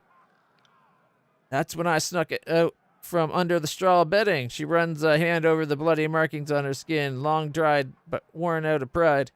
Arson never did anything. Eat, sleep, or shit, whatever, or without a weapon, but we'd hobbled him enough that I was able to hack him to ribbons. Eventually, he started crawling for the flap of the tent, where Requiem had stationed me. He crosses his arm over his chest, standing broad and tall. I slit Arson's throat to end it, dismembered his body, and spent the night scattering his bits between the fighting pit, 2 latrines, and a salivating beastman. It was bloody and long work, but it was damn worth it. The last gang member flushes and shyly turns her face away under your scrutinizing gaze. I just stood watched a few tents down. I'm sure someone heard the screams, but no one came running, so it worked out fine. They all seem satisfied. Why are you fighting over the goods, then? The Horde members rub her chin as if wondering herself. Finally, she offers a carefree grin. Guess it's just our nature. If we don't take what we can, where can we get it, then? How will we ever get ahead? Who will lead you in the vile arsonist's absence? Requiem, right? Without a moment's hesitation, the quiet girl speaks up, sounding more sure than she has the entire time. Requiem, she saved us. Requiem? Chaos nods. I'd follow these girls into the screaming jaws of death if they asked me to. I don't care which one's leading us when it gets there. Alright, I got my decision. Come on, Fatebinder. The weight's killing me. What's your call? The majority of the shares will go to Gnashing Nil in recompense for the crimes she suffered at the hands of vile arson, which reportedly motivated his death. The rest will be split evenly.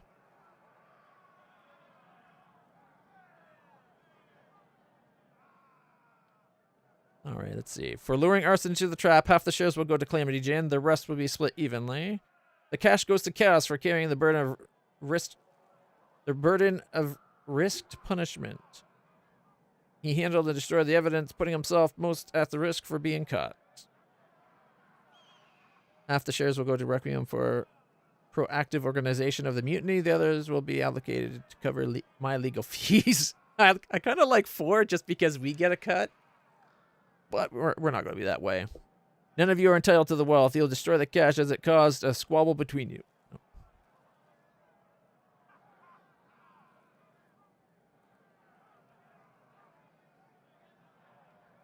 All right. Requiem was already going to give up their share, right? So if we say everybody gets an equal split, and then Requiem gives their share to Gnashing Nils for the punishment, that's pretty fair, isn't it? That way the other two, like two people get their even share of a quarter, and then Calamity or Gnashing Nils gets a little bit more.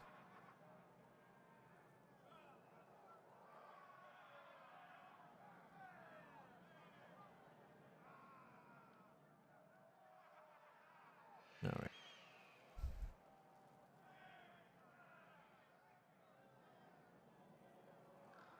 Where was the one?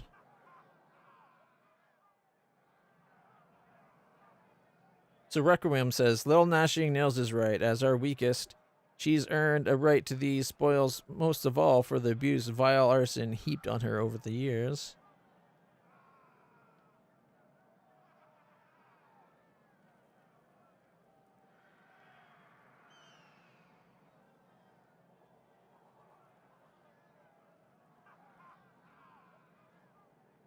All right. For luring arson into the trap, half the shares will go to the Jinn. The rest will be split evenly. I don't like that.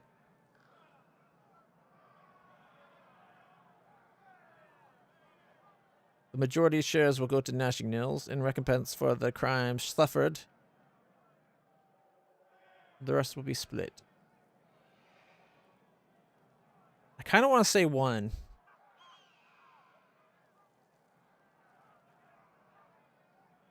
No, screw it. The goods will be split evenly, 4 ways, as this is the most fair and expedient resolution to your dispute. Gain favor with the chorus. Jin laughs, face tingling a pleasant shade of pink under the splotch of her bloody war paint. After all that build-up, well, it ought to be fine, yeah? We didn't kill Arson for his damn rings. Even the Fatebinder thinks we should set it behind us so we can move on. I suppose I have no complaint. Shrugs, but when he sighs, it sounds filled with longing for the fortune lost. Verse. It may be fair, but it certainly isn't right that the weakest should benefit with the strong. She might not agree. The only reason they all went through it was because of what she was put through, and they didn't like that she was put through so much.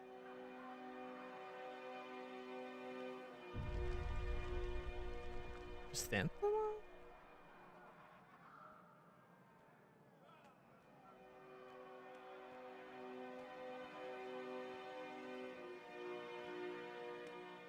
Nope. What's this? I see something.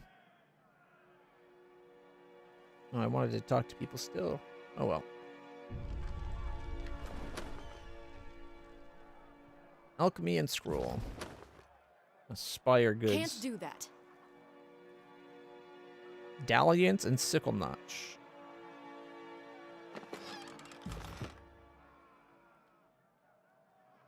Yeah, see, there's my bed right there. I think we could have rested there for free. But I'm not sure if it would actually be free. Like, we can rest there. It just might have cost us. Merchant's boots. Light armor. 3% affliction. Fine quality. Sanguinary.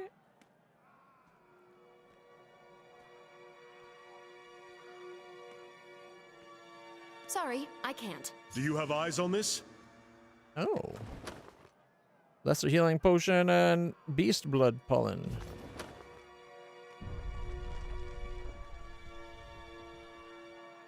Alright, let's see what... Scraps of food and cloth litter the floor of the tent. Okay. Sanguinary. You do have eyes, don't you? Ones that can see how busy I am? Well, you didn't look busy to me. Blood chanter? Why must our tents be placed so close to those failures in the bloodhounds? Yeah, it is what it is. Just suck it up, Buttercup. Sickle notch. We need the bodies, you muling pissers. face red, veins popping in her neck. The Scarlet Fury screams at the horde clustered before her. She waves her arms widely as she shouts, almost dance-like in her agility. A blade clutched in each hand. Unlike you cockered picknuts, these conscripts can survive a battle. Dalliance. One of the horde members spits a blackish mix of herbs and phlegm at the Scarlet Fury's chest. So they say to save their necks. What good's the word of oath-breakers and cowards? Furious and nearly faster than the naked eye can follow, she slashes a return strike. A splotch of red blooms across the fending spitter's chest, a match to her fresh sputum stain. The crowd tenses like a sprung coil, ready to hurl themselves into a bloody farce. What's going on? Fatebinder, yes, Fatebinder. Good of you to come along. The horde representative sneers and straightens himself taller, feeling self-important in the moment. You just saved this Fury's neck. I find that unlikely. Burst does not think he'd be able to do much. Scarlet Furies don't surrender their necks to anyone without a fight. Your guts would have pooled around your feet before that happened. A damn slew of Oathbreakers came crawling to us less than a fortnight ago, so we trussed the lot up like beastmen for roast, but should we welcome the liars and defectors to guard our backs? The horde members spit again, but aims to the side of this time, careful to avoid hitting the Scarlet Fury. Come now, Fatebinder, you're a clever sort. Tell us your thoughts, as we ought to throw them in the pit. We ought to throw them in the pit. Let the lone survivor join us. It's the way of the chorus, right, boss? The pit serves for merriment and to weed out fen-sucked weaklings like you. The Fury snaps at the horde member. Turning to you, she adds, in this case, it'd be a waste of resources. These are part of the splinter that held off the disfavored at Vendrian's Well for many months. We should integrate them into my unit of Furies. You sure you want to weigh in? If I do, it'll be as an official envoy of the courts and irrevocable for all parties. Scarlet Fury cocks a nod of agreement. I'll be sad just to have the squabble done with, but we can't win a war with only fish-necked slatterns and a sea of blood. We need skilled fighters. The Scarlet Chorus doesn't lack for meat to throw at the enemy, but is always in need of experience. If you ask me, those with training should go to the Furies. Anything less would be a waste of talent. That's what I'm going towards. We might be made of steersmen, but we're loyal to Kairos. The Chorus ain't an open cattle call to any turncoat who's got a sharpened weapon and a decent pair of boots. He licks a sooty thumb in thought. Toss them in the pit, boss, and I'll donate a share of the proceeds to you. The captives will fight in the pits. The captives will be executed to dispel this discord they've raised. Captives will go to the Furies and aid the strategic military operations within the Chorus. Gain the favor with the Scarlet Chorus. I'll see them assigned to a suicide mission at once. If the hen peckers can survive that, then they'll be worthy to serve as my Furies. Gained fear with Barrack. A pity that we are forced to grow the ranks of an army that can't be troubled to support its existing ranks. See, you can't win one way or the other. You make one person happy, it makes the other upset. No. All right. Since I ended up finding, I'm not going to worry that we used one when we got here when we could have had a free rest. Beastman, Beastwoman Mystic. Ooh. Dirge and what's this going on here? Just what we need, a Fatebinder out of the Chorus. Look, I understand my rank, but I can't just bite my tongue when Boss Man Dirge thinks to get away with a crime of such proportions without bribing me first. He grins maniacally, staring daggers at his gang boss, even as he speaks to you. Dirge. Frig you, Wrathrot. Dirge shakes his head, murder written in his sneer. As if you'd settle for a rent romp and a fistful of rings. Admit it, the price you want is my head so you can stand atop our little crew. A lot of you are babbling idiots. All right. What are you on about now?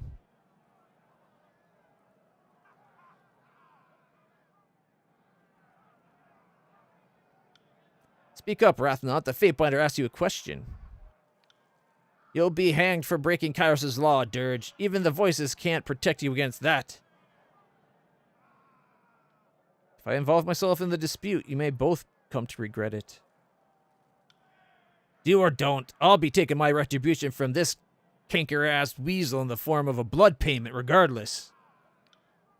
Not if you're rotting on a string, you fribbling puss nut. Please do step in, Fatebinder. A capital crime's been committed, and I saw it with my own eye. 3 nights back, Bossman snuck into and out of the old walls near Lake Twin Skies. You shitface. Think you can steal the throne when you're breathing around my blade in your chest? Or maybe it's your crafty forked tongue I should carve out first. He crosses his arms over his chest, simmering with indignation, but as he scowls, a hint of worry flickers across his furrowed brow. He licks his lips before entreating you to dismiss the complaint against him. Like I'd be dumb enough to risk my entrails scurrying about some fusty ruins. Think I don't know why they're forbidden? Scouring the old walls is just asking to incite Kairos' wrath, and I've got no death wish either from the Bane within nor Kairos above, nor a Fatebinder of Tunon before me.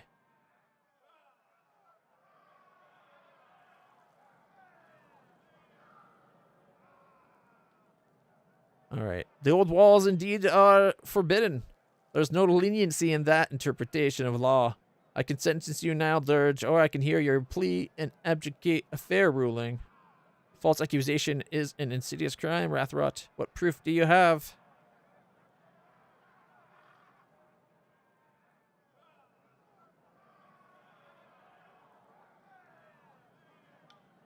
But proof? Like what? It's not like I followed him into the old walls so I could properly document his transgressions. I saw him go in and out, chasing that sage. That ought to be evidence enough.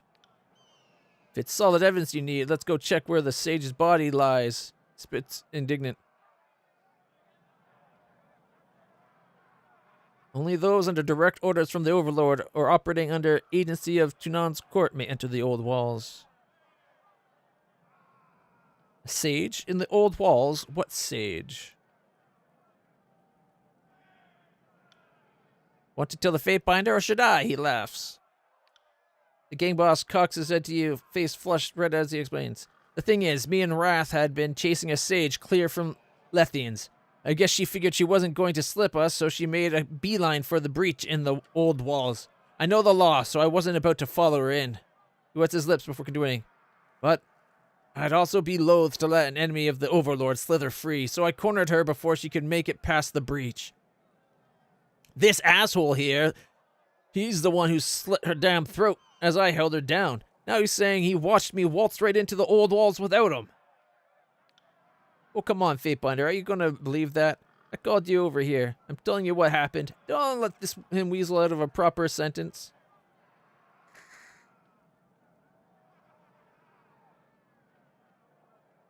Did you take anything from the old walls or touch anything? Well, I fell against the exterior, struggling with the sage. The stones were cold and slick. Pretty nasty feeling against my backside as I held her still. But I never went inside. I didn't filch nothing aside from what was on her corpse. I was there, and I'm telling you, he was in the old walls. That ought to be proof enough, don't you think? You said you took something from the sage's body. Hand it over. The party has received scroll, sigil of influential domain, expression. Happily, if it'll help you believe me, and blessedly bring an end to this mess. Why are you so eager for me to sentence Dirge, Rathrot? Eager? Board member rubs at the back of his neck, ill at ease. I mean, I'm just thinking. On account of Dirge being a true criminal under Kairos' law, he really isn't fit to lead this gang no more, so somebody like me ought to be running things, you know? You see, Fatebinder, all he has is his scheming and lies. He knows he'll lose if he challenges me outright, so he thought he had accused me of a crime even the voice couldn't protect, or couldn't dismiss.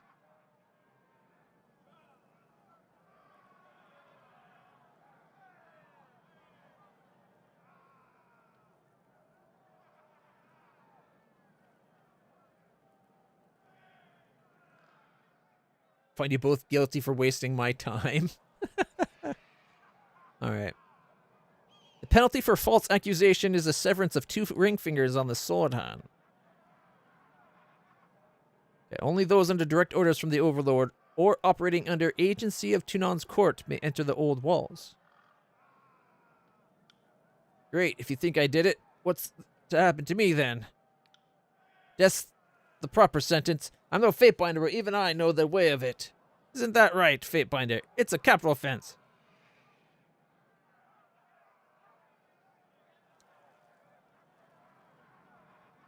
Given the circumstances, death is too harsh a penalty.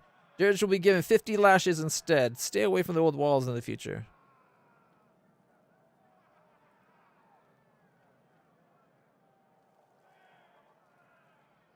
No crime has been committed, so no sentence is necessary. The penalty for breaching the old walls is the payment of 500 rings or 15 years hard labor. Get my 500 rings back.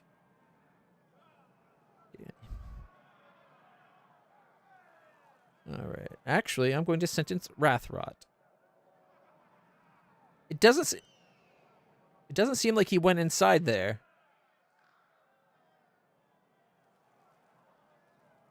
And I think the other guy's just trying to get him up into place, and he's trying to... He doesn't think he... Since he probably knows he can't take Dirge in a fight, Rathrot's probably like, I can get the Fatebinder to let me get my point. But if he can't get the... By this rule of the Scarlet Chorus... if he can't take it under his own power, he doesn't have the right to rule the gang. So I'm going to sentence Rathrot. You have gained favor with Bled and Mark. You have gained favor with Tunon. Penalty for a false accusation is the severance of 2 fingers on the sword-bearing hand.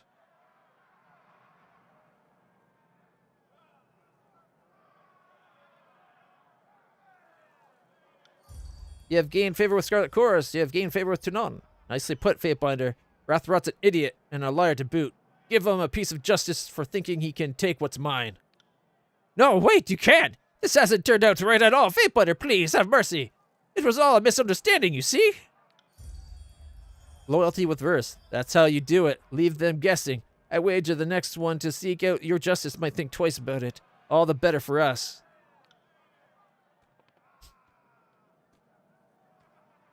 Splinter. Overlord's blessing to you, Fatebinder. Regards, and so on and so forth. Mightn't there be something I could help you with for the right price? Heard any rumors lately? Any news of interest going around the cacophony? Nothing new. Only the usual happenstance. So-and-so killing so-and-so and so-and-so in their sleep and absorbing their gang leader from throughout the tiers, entering you-know-whose tent and never stepping out again. The voices doesn't even leave a body. How do you think he does that? No, on second thought, I surely don't want to know. He licks his tongue over his teeth, scratches his cheek, and you did not hear so much as a whisper from me. Okay, nothing, only the usual happenstance. So-and-so killing so-and-so in their sleep, absorbing their gang. Leaders from throughout the tiers, entering you-know-whose tent and never stepping out again. Ah, okay, so someone got taken to the tent of the voices on the rat.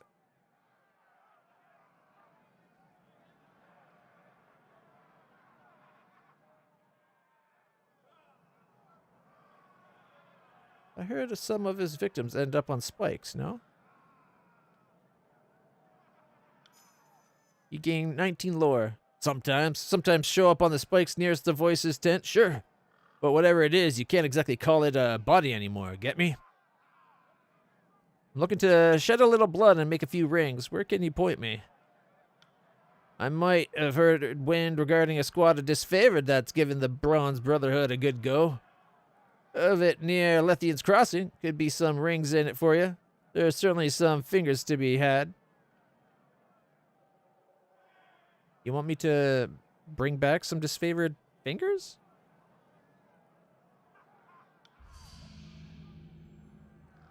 Broken Plain Wilderness is now unlocked on the world map. I want every finger from every hand, preferably taken before you kill the poor muckers, eh?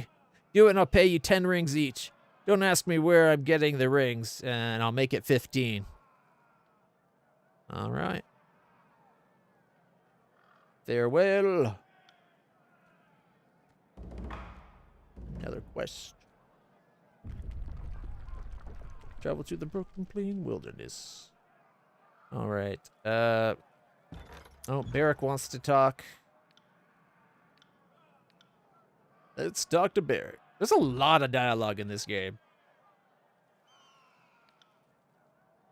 Only the slightest nod of Barrick's domed helms offers any indication that the soldier noticed your approach.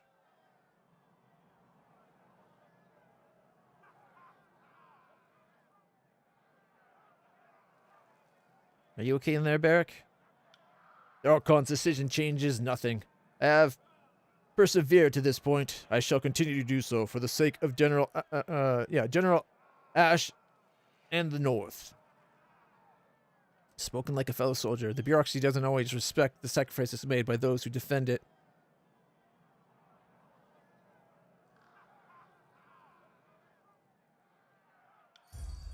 Loyalty with Barrick. If only every member of the Corp possessed your perspective. There may be another way. Your master was very specific in his sentence. He forbade not only assistance from the Forge-bound, but from anyone anywhere in the world. No, the Archon forbade any subject of Kyros to aid you.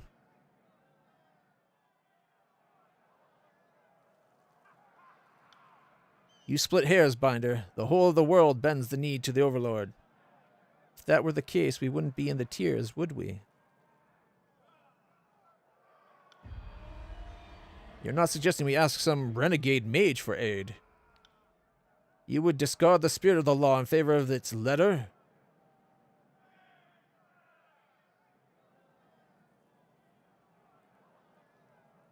If your honor demands you remain in the armor you will remain. Perhaps some other way to free you will present itself. Your optimism does you credit, Fatebinder, though I fear it misapplied. Regardless, we should speak with the Forge-bound, if only to know what our options are.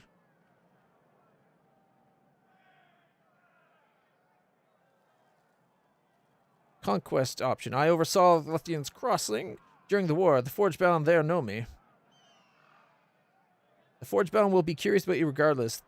The articulation on your armor is incredible. At the very least, we should let them take a look at you.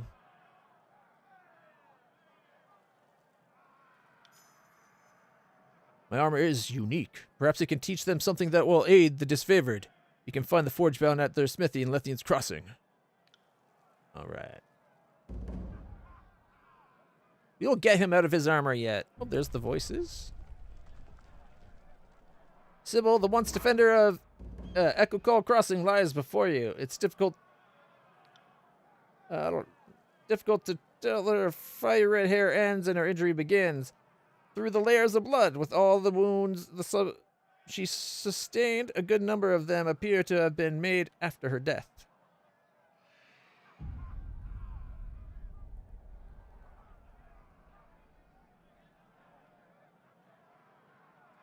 What have we here? Okay, they spotted something, but I don't see where. Oh, wait, now I do. I see it. That blends in so well. We got Elixir of Quickness, Bronze Ingot, and Alchemy Supplies. Bodies of disfavored commanders are proudly displayed behind the Voices of Narat's throne. The Voices wants to speak with you. Don't keep them waiting.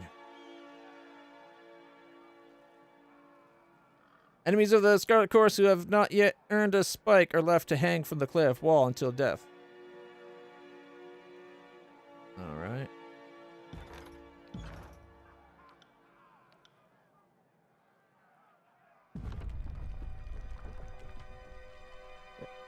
Tristantha, help! Fatebinder, help! Over here! You can't let them torture me. Please, do something. Convict me if you can't set me free. Whether I can help you or not depends on if you're willing to join the chorus. What crimes have you committed that would warrant my involvement?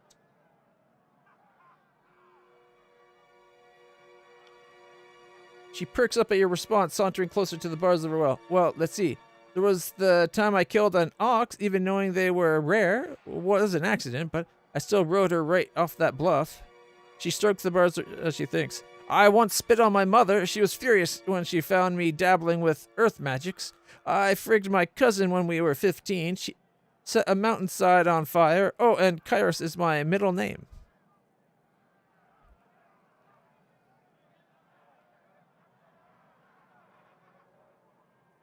You're in luck. For the capital crime of usurping the Overlord's name, I can sentence you to a swift beheading on the morrow. A slow, torturous one for wasting my time. None of these crimes warrant the punishment more severe than you will suffer at the hands of your interrogators. Unfortunately, I have no legal cause to free you. Nice try, but don't appreciate being used. The course keeps you.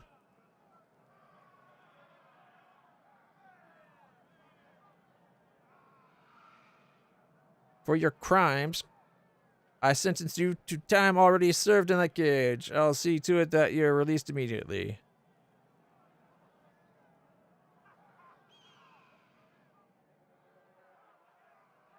I can sentence you to a swift beheading on the morrow.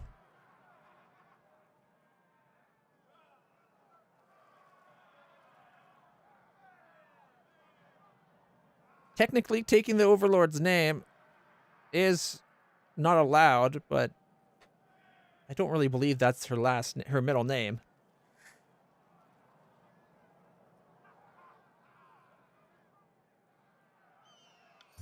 You have gained wrath with the Horus and favor with the disfavor. Thank you, Fatebinder, thank you. Merciful envoy of your benevolent overlord, I won't forgive your kindness for as long as I yet live. Entry. Given her training, I bet it was a matter of time until she was taken to see the voices. And it's probably best that the Archon of Secrets not learn everything the Earthshakers know. That could only come back to harm everyone.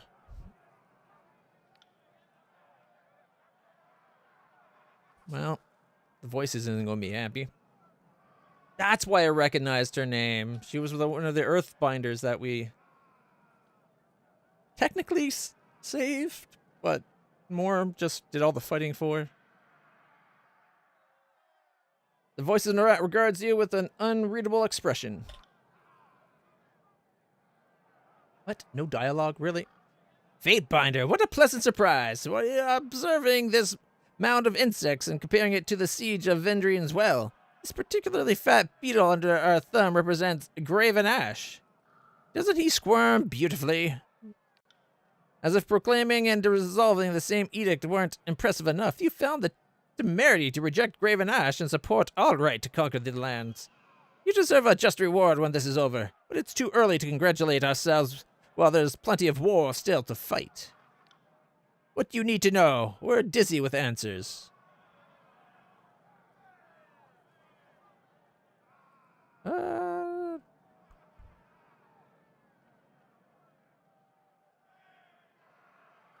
How do you manage an army as vast as the Chorus? You tell me something about yourself. I want to ask you about your power. You're a remarkable person. Do you tell me something about yourself? Why, we're honored that you would ask. As a child, we once dreamed of standing before an endless staircase. Once you took your first step, you couldn't go back down. It's funny how much of life works that way. But we suspect that isn't what you want to know. A puff of green mist swirls from behind his mask, taking the form of a smile before dispersing.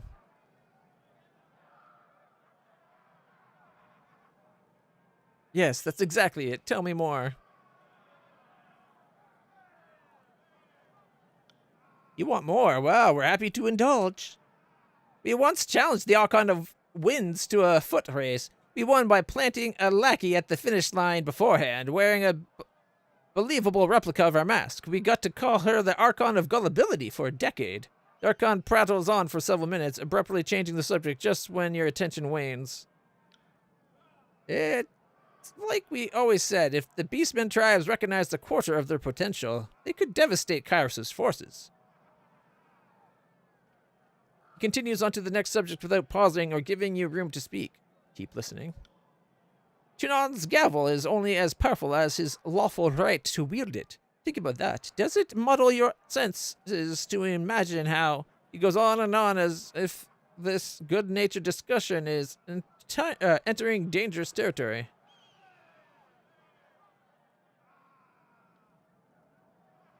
Goes on and on as you... Okay. As he goes on and on, you feel as if this good-natured discussion is entering dangerous territory. Keep listening. But have you plumbed the ocean's depths or peered into the spaces between stars? If people saw the world through our eyes, they wouldn't call us mad. We once dropped the seventh eye down a crevasse just to see what was at the bottom. We were surprised to find... You don't remember how the conversation got here, and that frightens you. Keep listening. The Archon talks at great length, leading you down a labyrinth of rhetoric at once alien and fascinating, sensible and mad. While the voices could sway masses, you get the impression that he is just as accustomed to jabbering to himself in isolation. You leave the experience in numb disbelief, wondering what you've taken away from the exchange. That was incredible. Thank you. Gained favor with the chorus. The pleasure is ours. Resplendent Fatebinder, it is rare that we have a captive audience, but it's always amusing. That was kind of fun. Interesting that we got favor with the whole army and not with him.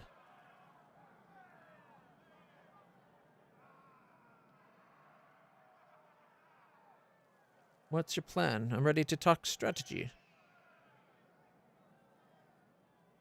Let's try it again, but this time say no. You're a remarkable person.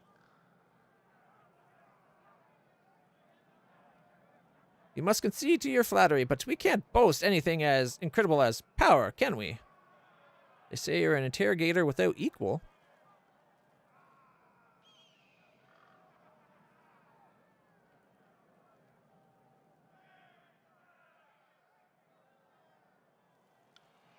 We are full of secrets, and we can't be expected to share them with the adoring masses. We're certain that you have a few of your own. We wouldn't want them brought to light. But we do love a flatterer, don't we? A kind word here and there is enough to melt the coldest heart, of which we have several. I'm ready to learn anything you'll teach. Teach you, impudent, ambitious little morsel. Our lessons come at a steep price. He chuckles, sending a gust of putrid green smoke across the gap between you. You will come to learn of us in time. Observe the workings of cacophony. Observe our grand design. One day, our talents will be laid bare for you. You hear the voices in your head. Would you follow us to the end of ends and seek your reward for faithful service? There are wonders to behold, Fatebinder. Such wonders as you cannot imagine. This you already know.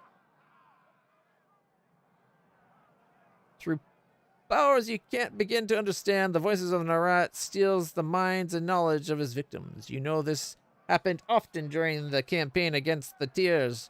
What he gains from the ability beyond his apparent madness is anyone's guess. You know better than to ask.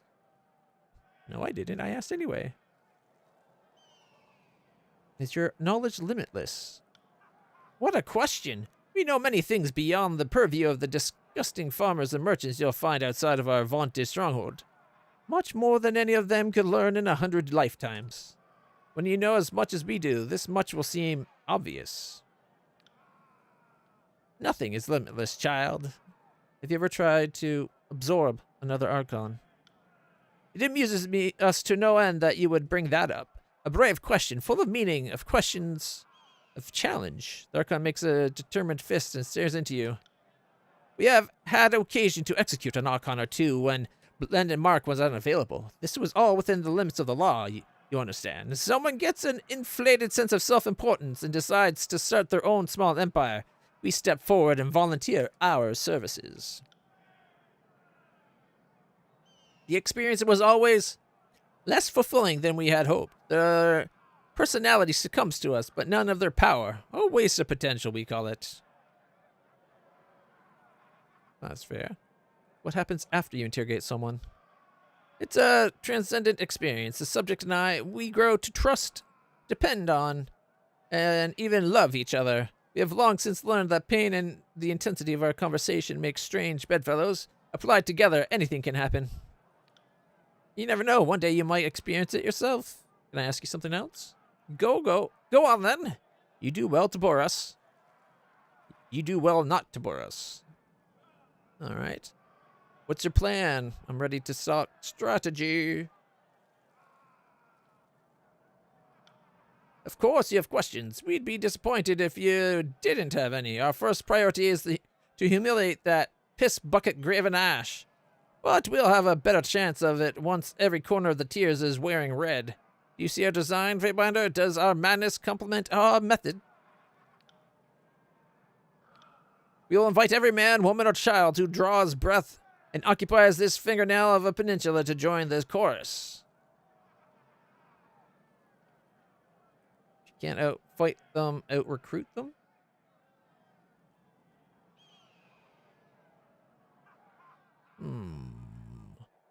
Don't you think everyone who was going to join you would have done so already? That's a good point.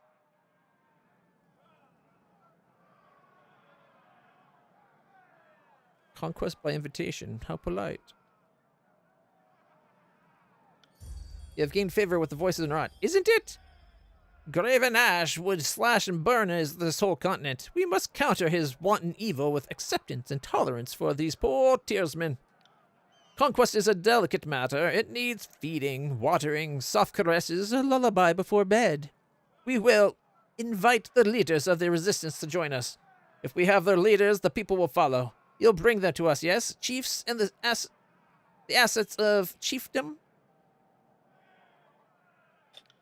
As for how you factor into the plans, that is in part up to you. We have many ingots in the fire. It's more of a question of what piques your interest. A document of great power, the Silent Archive, rests in the Burning Library. The archive is said to hold many secrets, any of which can twist to our advantage. One of our gang bosses, the Censor, seeks the entrance to this queenly treasure. Aid her in the search. Dispatch her back to us with any findings. Trunon's arcane smiths set up shop in the crossing. With simple ore dredged from the heart of the Tratus, they can assemble wondrous crafts of iron. Our intellect swells, overfull with secrets, yet we are ignorant of the iron secret. Secret the Forgebound and their master, who even now makes for Lithian's crossing. Have her sent to Cacophony. I'll guarantee her protection and safeguard her knowledge. An artist such as herself needs to be shielded from the perils of war. According to the whispers of our spies, a gray beard by the name of Eldian may be able to tell you more. We are nothing if not receptive to the wisdom of ages. Report back to us when you're finished. Our intelligence may be of use to you. What can you tell me of the crossing? Is some sort of joke? We'd known a great deal about Lethian's crossing if you had let us have stewardship of the settlement. Now look what you've done. Given Ash free run of the place. We'll leave you to clean up this mess of your own creation. The Forgebound are the true gem of the crossing. They are keepers of the secrets of iron. So, a tight-lipped bunch of nature. By nature. Okay. Who is the Forgebound master? Much like ourselves, Zendaya is an artist first. Taciturn, stubborn, infuriatingly talented, she cares not what master commissions her work, only that she has the freedom to create. We understand that she carries a piece of great importance to Lethian's crossings. From all accounts, it is a craft of queenly value. Anything important I should know about the crossing? Tell me about the Forgebound. Weaponsmiths by trade, though we wonder why Kairos doesn't assign them more amusing work. We have little doubt that they could forge an impressive punishment rack. One cannot help but feel their potential is hamstrung by the needs of a war. First and foremost, they are artists dedicated to the craft. They deal not in cheap fabrications of iron, but unique objects of lethal masterwork. Anything important I should know about the crossing? The whole worthless village is little but filthy peasants and listless refugees. They'd barely make suitable slaves, much less minds worthy of discourse. Only the Forgebound are of concern. The rest, eminently expendable. Okay, can I ask you something else? What about the burning library? A repository of books engulfed in the flame of Kairos' edict, yet the pages refuse to burn. The sages cast protective magic over their ancient archive. Books by the thousands lay bare for the reading, but forbidden and hot to the touch. Then there's the greatest treasure of all, the silent archive. An intelligent and living text. The archive is safeguarded in the lowest depths of the library, locked away from undeserving eyes. Our censor, dispatched to the library, seeks the archive as we speak. I think that archive has to go to me, and not to this crazy-ass motherfucker. We cannot trust him with the power that such a thing would give. Can you tell me about the silent archive? Must you bore us with your incessant ponderings? Go speak with our lackey, Seven Toes. She can weather the relentless assault of your curiosity. I should have asked about the edict. Alright, we got Lethian's Crossing's opportune offensive. Chorus scouts have reported the Disfavored and Bronze Brotherhood are fighting each other. They want us to go there. Find where they're engaged in combat. Okay. Enlist the aid of the Forgebound, not subject to Kairos' law. I'm guessing the Master is going to be not subject to the law.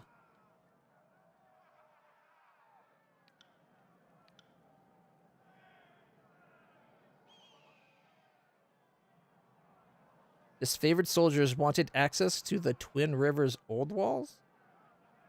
Where did we find that out? There's a lot more evidence against the chorus. Voices are not using this person to funnel weapons to the Vendrian god. At the Burgundian Library, the censor sought the forbidden knowledge. Yeah, we're definitely going to have to put a stop to these things. Barrack! Hey, we got the Blade Graves Grasp. His fear in us has gone up quite a bit. Verse is like super loyal.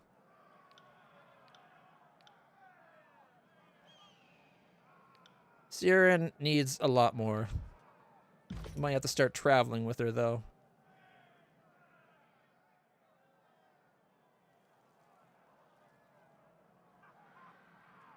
Hail, Fatebinder. The voices of Norat ordered me to answer any of your pestering questions, so I guess that's what I'm here to do. Not what I call a lieutenant's work, but I'm not here to question the voices.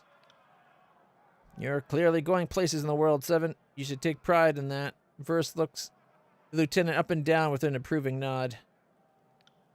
She bows. It feels like a century since we ran together in old Azure. He had more hair, had all 10 toes, and better balance to boot. I always saw myself as more of a gang boss, but in the end I carved out this cozy little niche for myself. By the time this war's done, we'll be unrecognizable, either lining a mass grave or leading forces from the rear. Isn't that right, big boy? She glances up at Barrack and jabs his breastplate. It's true that I no longer resemble myself, but under this armor I am still every bit the northerner who Ash recruited. Some things will never change. So, what do you need from me? Ooh, how do you and Verse know each other?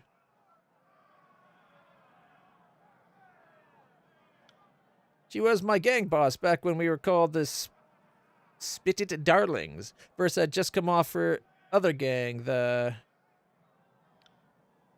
Bony Wastrels, all of them mauled or eaten by beasts in Azure. Of course, you're right, those weren't easy days. But damned if we didn't walk away with our lives and a few stories to our names. Alright, I have questions about my first task. Go ahead. Can't have you doing the voice's bidding uninformed. He's not what you'd call a perfectionist, at least by our understanding of the word, but he likes to have his orders understood. What can you tell me about the burning library? Used to be known as the Vellum Citadel. It's not a pretty sight since the Edict of Fire burned up the old sage's fortress and made the treasures inside damn near unreachable to anyone. That won't stop the censor from trying, though. You still find reasons to fight for that flaming hole in the ground. There's something called the Silent Archive that the voice seems to think can be recovered. Even if we pulled some books out of that inferno. I can't think of anyone but him who could read them. Tell me about the archive. Hey, what do I know? Considering the place is a library, I guess we're talking about a book or many books? Go find a sage and beat it out of them if you're so curious. That certainly won't be necessary. The Silent Archive is the centuries-long passion project of the School of Ink and Quill, a magical repository of knowledge that generations of sages have built upon over the ages. And no, I was never allowed to see it. 30 years of service and I still need another decade to be considered for the initiation. Who is this censor? One of the Voice's gang bosses takes the duty of controlling information as if the Archon couldn't do it himself. My guess, she wants to be the next Archon of Secrets. So she's positioning herself, she's positioning himself as the middle woman between the Voices and any word of wisdom considered valuable. We'll see how long that lasts. And about the edict? The sages refused to bend the knee and give up their research. What's more, they defended the citadel by raining fire on the heads of our armies. Enough was enough, so Kyra set the place to burn. The sages must have laid some protection on the library because it seems to burn without burning, you know? It just stands there in flames, not turning to ash like it should. Suppose I'm here for the convenience then? What can you tell me about the crossing? Before the conquest, it was a small trading post that you could pass by without regrets on the way to somewhere better. With scared folk running off with their possessions and rings, it's become something greater. A city, almost. Chinon sent his forge-bound smiths there to work on the weapons in private. Between that and the refugees, Lethian's Crossing's gotten more attention over the last 3 years than the last 3 centuries. Makes you wonder about the types of places that sprout up only on account of war. Can you tell me about the person that leads the Forge-bound? They have a master by the name of Zendaya. I only know the name because I heard the Voices babbling it as he spun some plan or another. She's supposed to be a rare talent. I couldn't tell good iron from bad myself. The Forge-bound? You're really straining the limits of what I know here. I could tell you that the Forge-bound take rocks from underground and make weapons and armor. That's it. If I could tell you more than that, I would likely be in Lethian's Crossing swinging a hammer myself. And the settlement? Not much to tell. Mostly families live there, but some groups have to share space and pile on top of each other for a place to rest their head. During the conquest, we'd relieved the pressure of swooping in and taking a few we would relieve the pressure by swooping in and taking a few of the locals for the army, but it's getting to be chancy with the Civil War and all. Suppose I'm here for your convenience. Alright, looks like I'm bound for the library.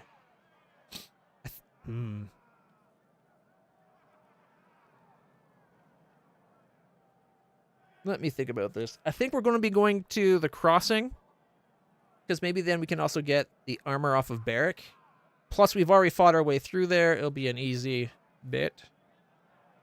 All right. Let me think about this a bit. It wouldn't take long. The Voice isn't known for his patience. All right. Do I have to pick before I go, or can I just go, I wonder?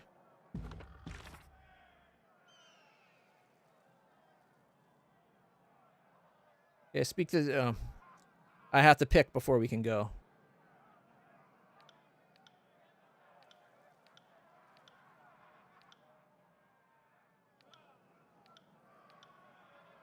All right. I've defeated 42 enemies. Verse 39. Barrack 33. Lantry 9. 0 and 0, because I haven't been fighting with them. How does she have 2 hits? She hasn't been in a fight yet. Whatever. 371 hits. 8,561 hits. The most powerful enemy defeated was an Iron Walker. I've done 4,382 damage. I've taken 4,248. Had 66 critical. Highest single target damage was 41. He's done 54. She's done 47. So I seem to crit more and... Okay. Verse total damage done is higher even than me. And Barrick, he's even higher than her.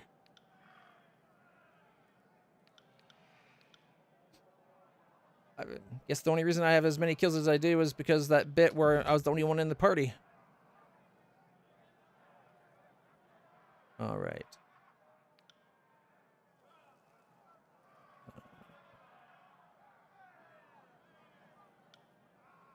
Looks like I'm about to go to the crossing. Sounds like a fine prospect.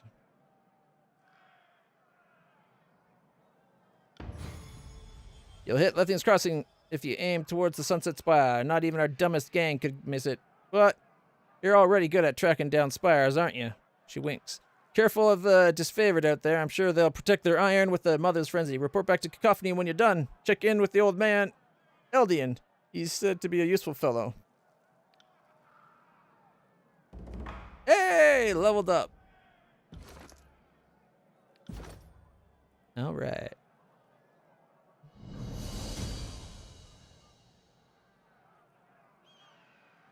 Okay.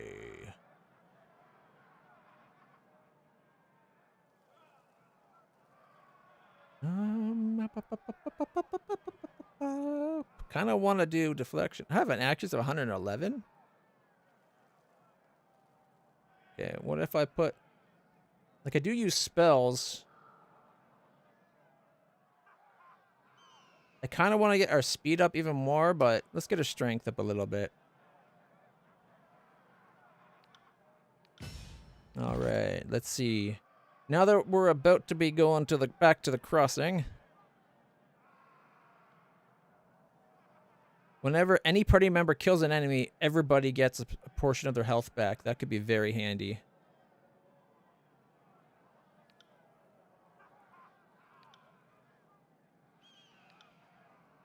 What else could we do?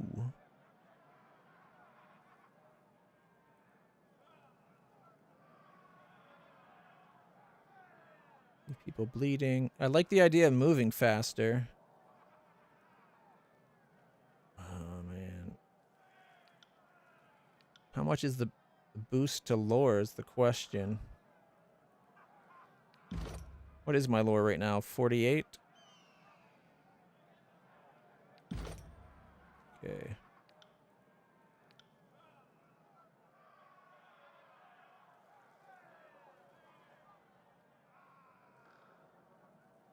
Now, additional spell slots to everybody, or is that just to me? Grant additional spell slots. More spell slots could be a good thing. Energy shields, cone of magic. Channel a burst of energy through your magic staff, damaging all enemies. Charge up your magic staff and release a powerful burst of energy that explodes. Arcane charge. Adds the spell breach affliction to thrust attacks. Also grants a bonus to magic skills for a short time after using thrust. I kind of want the lore skill. Get our lores up, but killing rush, having anybody or everybody in the group getting health back when anybody kills a target. I think it's powerful. Exhort a companion to improve on the battlefield, granting bonus finesse, quickness, resolve, based on fear. Call to battle. Inspire companion, giving bonuses to might, wit, vitality based on loyalty. Victory and defeat. Once per combat, when your health becomes critical, nearby allies have their damage and quickness increased. Undying. Plant your banner on the battlefield, and you and your party members near the banner regenerate health, receive a bonus to damage. Ooh. That sounds pretty nice. Oh, there's the one that gives everybody more spell slots. That's tempting.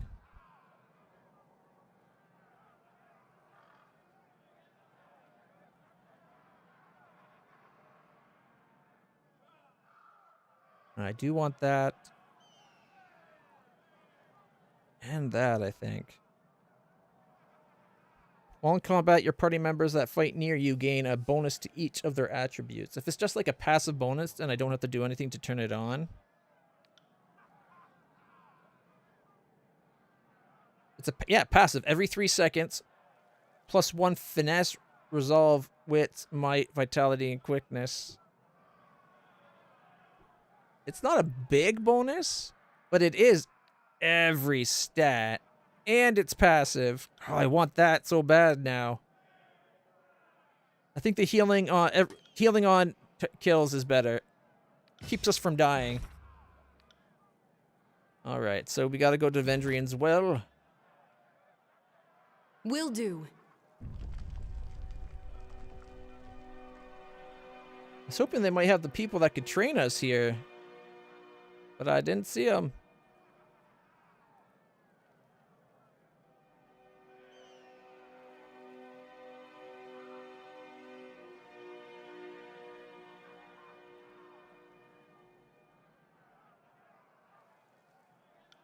You have for sale.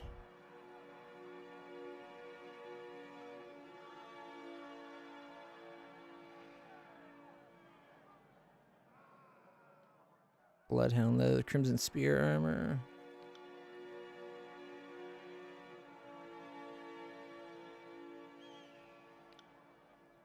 Just barely out of my price range. 6 accuracy.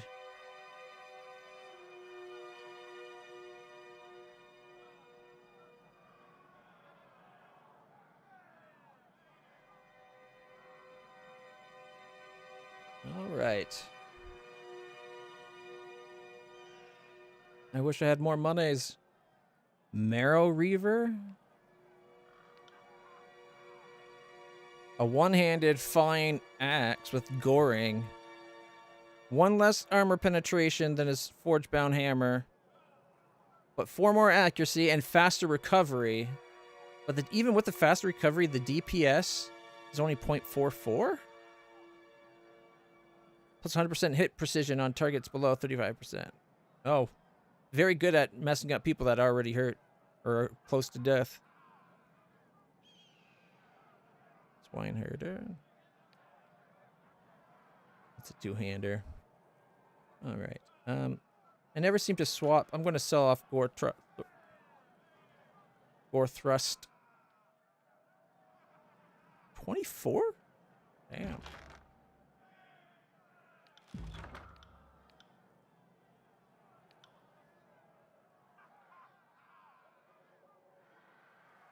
Don't know if I should sell the phalanx or not. Technically, it's worth more money than the one I use, but my spear actually has ranged, whereas the phalanx doesn't.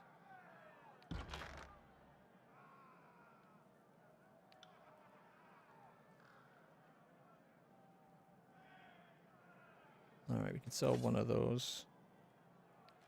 Getting us another 29. As much as I want to try to buy something for better gear, I don't think we can. Mainly because we gotta pay upkeep on our towers now. Can I get you in one? I'm surprised that I thought we would have been max already. Yeah, we're at 6 of 6. We can't buy another camping supply anyway. Crimson Spear Gauntlets. Less armor. Well, it's got crush armor, fire armor, less DPS.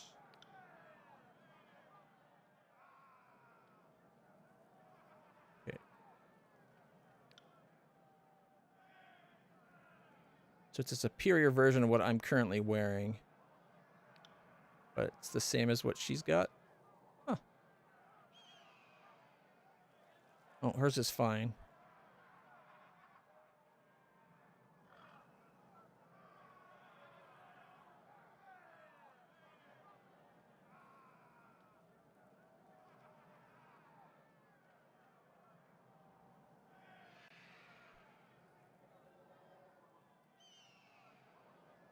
Oh well, let's not push our luck. We don't have a lot of money to spare.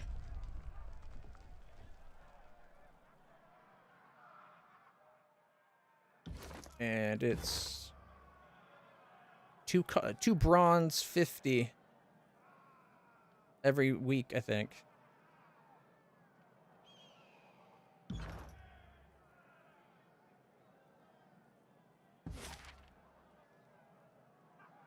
All right.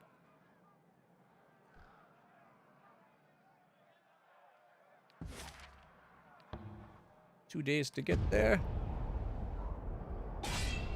Ambush! Your journey is interrupted by the feral howls of a hunting pack of beastmen. Their leader is an impressive specimen. Their mane black as night, and their bodies scarred from battle. Uh-oh. This could be bad.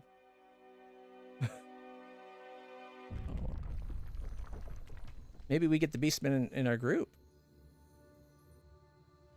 Kills and shadows. Before you, towering a massive creature of fur and flesh, her short black snout snuffling the air. Know this scent. Stench of blood, sweat, battle, iron and death. Stench of human called Fate Binder. Smells like alpha. Smells of strength. I just might. I have not, but it looked pretty good. We should definitely watch it. The beast woman cocks her head to one side, eyes bright with curiosity, and red as fresh blood. Those eyes rove your body up and down, darkening with a sudden heat, with the look that a predator bestows his prey. Have been stalking human centrail. Have ranged many more than 5 nights through tribe and human territories of Tyr's land, hunting for human called Fate Binder, for human who woke horizon rock called Mountain Spire. Have hunted hot high, cold low, wet dry. Traipsed far until paws bled, but always human who smelled of alpha evaded beast woman. Had to slink through shadows, fast, fast, quick, without rest to catch delicious prey at last. Fast, fast, quick, to catch delicious prey at last.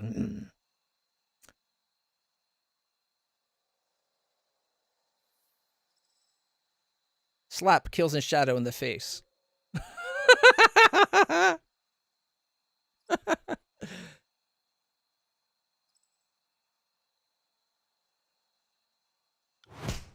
Thick muscles ripple and flex as the beast woman rises to her full height. She towers over you. 8+ feet of savage, rough-hewn strength.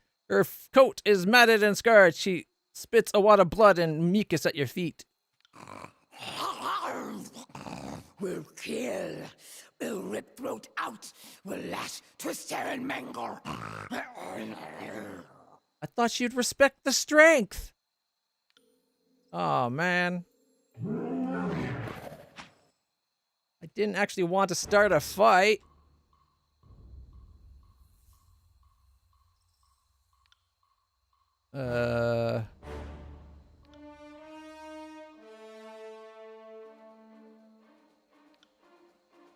Spectral blur on me.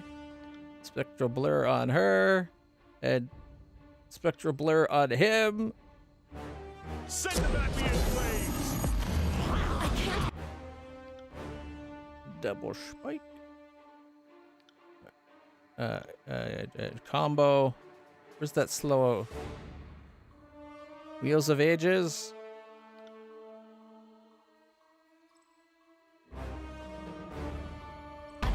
Sorry.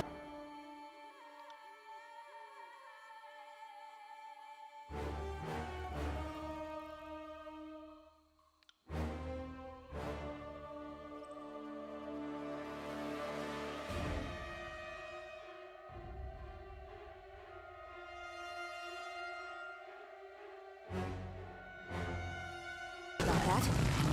I can't move. There's nothing wrong. Is it not going to do the Wheel of Ages thing? Okay, on barracks, fine.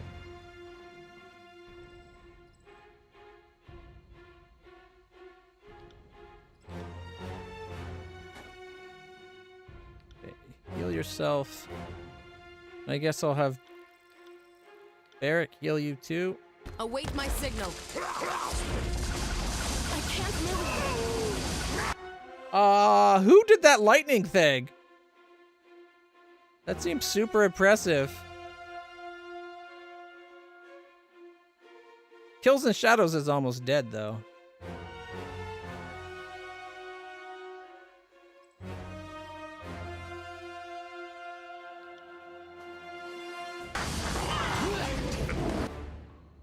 There, Kills and Shadows is dead. Can you heal her?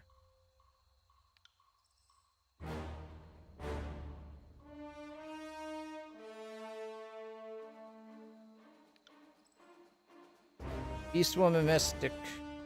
There we go.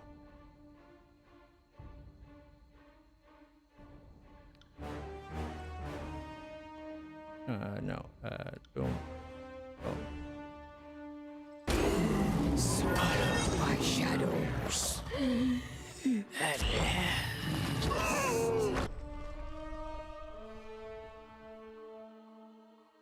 All right.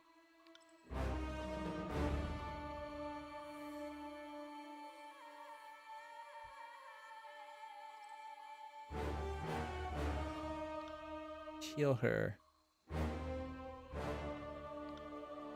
Rust on her. I'll take care of it. Shit! Stop! Shit! Stop!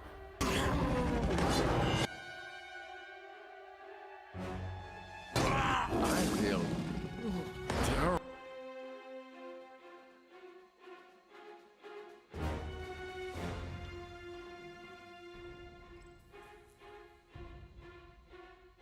Heal yourself.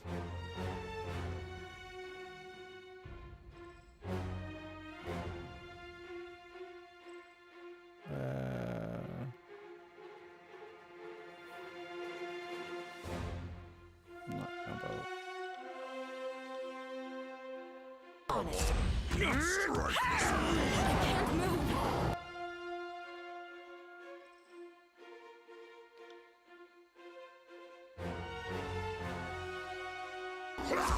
If I can't move.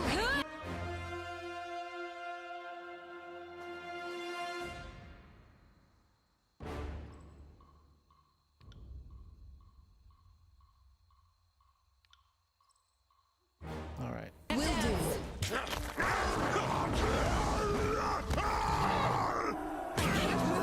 There. Killed one and everybody got a little... It doesn't heal as much as I would like, but it heals at least.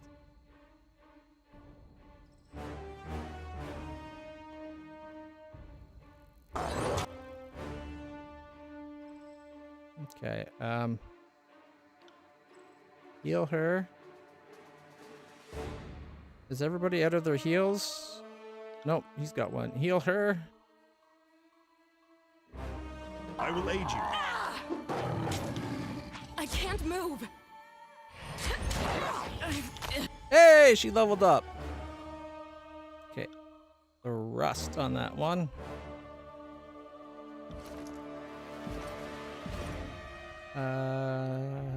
Right here. I kind of want to get more attack strength, but 3% isn't going to be a lot. And I still haven't got her defenses rounded out yet, so there we go. Alright, so... Skirmisher? Battle Mind. When versus in the party, all members get extra XP for dual wield, bows, and athletic skills. Increases accuracy, removes the recovery penalty incurred after changing weapons. Hobbled prey, piercing arrows. Burst moves quickly about the battlefield, too quickly for enemies to engage her. When an enemy strikes first, she gains a passive bonus to dodge and parry skills until the end of combat. Taunts her foe, enraging them and forcing them to attack her briefly.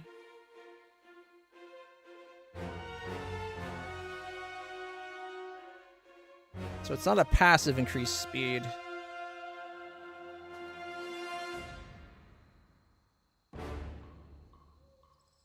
Hey, Tilt. You have an annoying menu over top of your party members. No. You can see most of them well enough. That's not a menu. I can move it up higher so it's more out of the way. But that's not what that is. That lists, like, when I get subs or followers and that. Pops up there. Subs, followers, and cheers, and super chats, I think, are what it shows.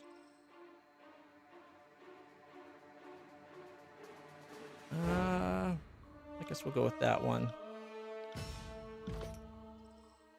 But you don't need to really see their face, do ya? Alright, 1 second.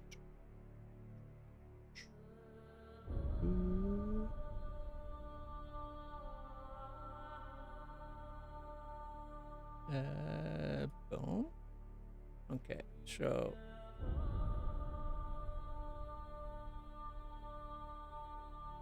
Where is that piece?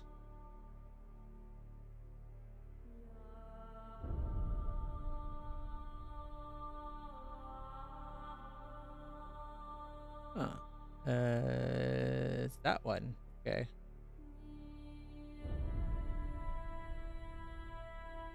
Well, I could move it over so you can see. How's that? How high up does it fit? You know what? For this game only.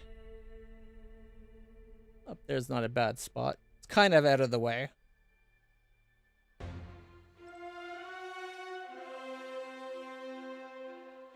You can see the party members here. And down here. Where the cat's blocking the view completely. I see what you're saying. All right.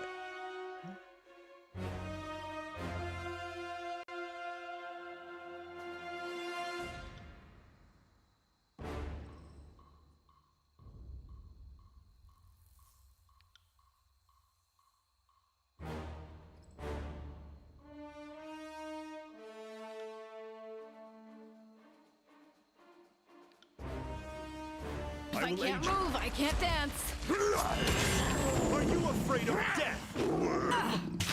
Can't move. I'm trapped in place.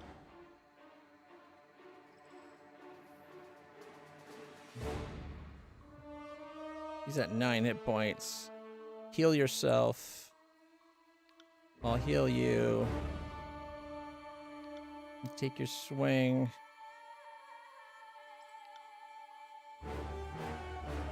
Will do. I can't move. If I can't move, I can't dance. All right. She's almost dead. Thrust.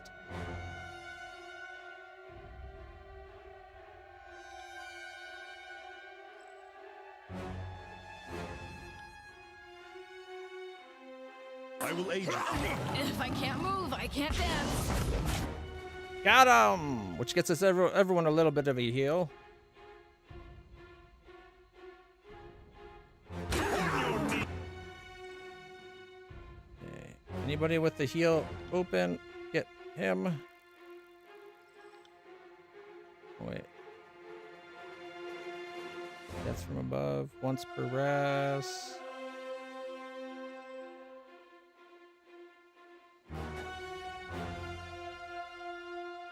Okay, I will aid you. On it. Oh, someone stitch me up. nope, she got her heal back.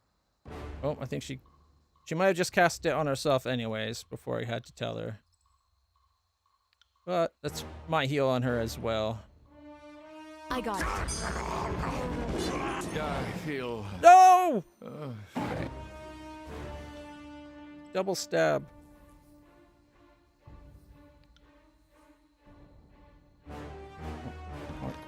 Wrong person. Revive. Get up! On it.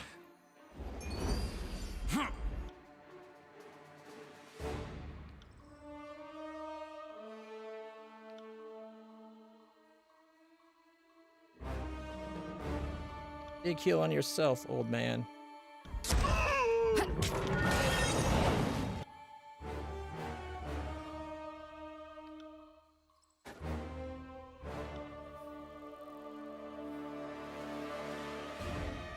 Sorry, I can't. Grovel before me!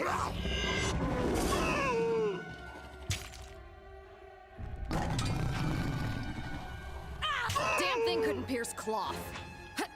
Heal me. Oh wait, I think it just died.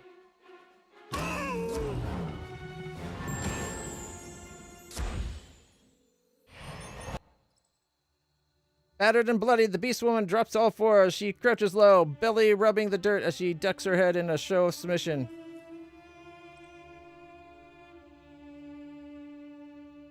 You were saying, I believe you're going to mangle me, correct?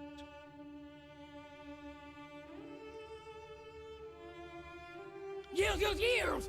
Gained loyalty. Shadow yields to Fatebinder. Alright. Why have you tracked me down? Why get in my way? No human called Fatebinder. Kairos breeds words on paper. Fatebinder binds words to earth and sky, makes ground tremble, makes night cry, blood and fire.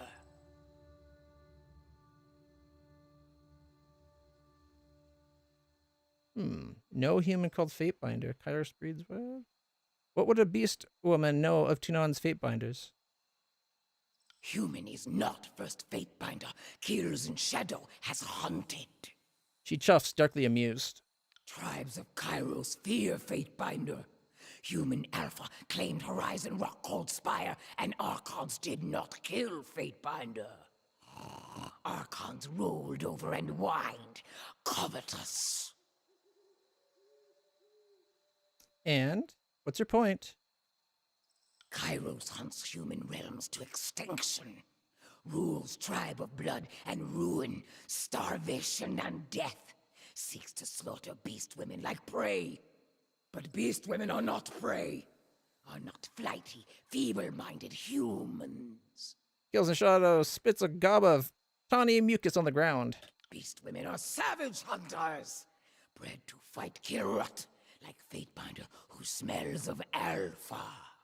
Strong always kill weak, then grow weak. Nor killed is migration of life. But kills in shadow is not weak now. Will not be weak for many long seasons. Will join Fatebinder and survive Kairos' tribe. If you want to join me, it'll have to be as my beta. You'd side with the enemy to survive. Kills in shadow is not beta. But even alphas submit to stronger-willed primas. Many packs make a tribe. Is this not a thought humans also understand? Beast Woman will follow Fatebinder. Will not dominate. Okay. Unless Fatebinder begins to smell weak. Fine, but keep your nose to yourself. She tongues one of her upper fangs, lips split in a feral grin. Fine. Beastwoman huffs and turns to address her pack. Kills in shadow will not shelter stone whelps anymore. Scamper and flee! Do not want to see shadows lurking, stalking behind. Barb cleft his leader now. The pack hesitates, causing Kills in Shadow to emit a low, menacing growl. Will not like if Kills in Shadow catches sight or scent of stone mongrels again. All right, we finally got ourselves one of the... Woohoo! I guess you'd be in place of, like, Barrack, right? She's only level 8. I like Verse. Oh, boy. See, this is why it's so annoying that we only get, like, 4 people in our party.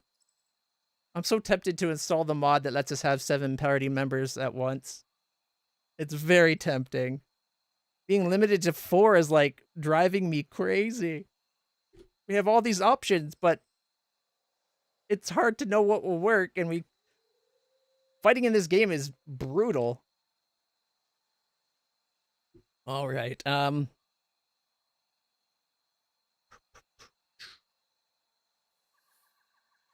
If we take out Lantry, he's our main healer right now. But I've got everybody at least the basic healing spell. You know what? I Screw will it. return to our holdfast at once. Azurolith crystals are found throughout the Stone Sea and are highly revered to the stone suckers. Right. We got some Skycap and Marshberry. Frequent attempts to harvest the Azurolith crystals have made the stone suckers more hostile to any humans.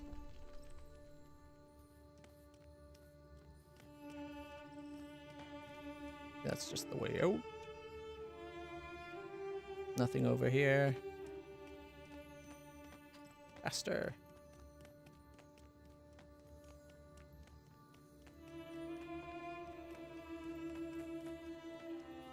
Alright, I guess before we go...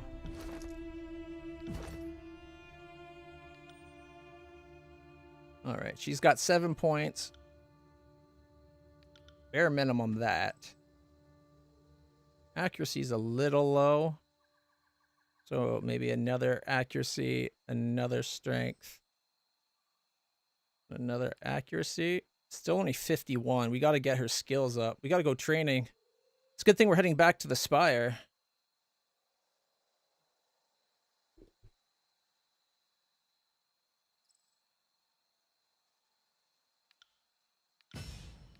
All right, let's see what she's got. Titan skills and Ravager skills.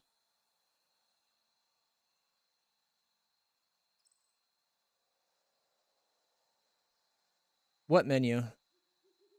The thing on the left that I moved up out of the way? That is for the stream. It shows follows, subscriptions, cheers, donations, YouTube subscribers, and super chats. Like anything that's stream related pops up over there.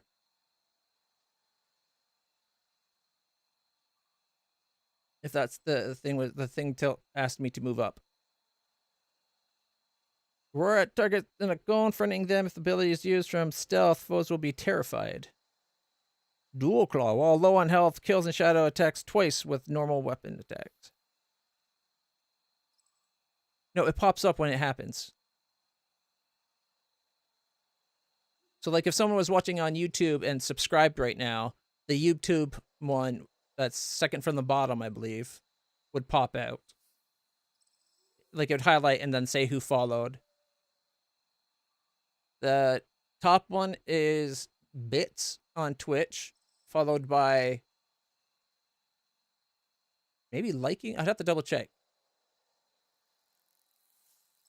There's a bunch for Twitch and there's a couple for YouTube.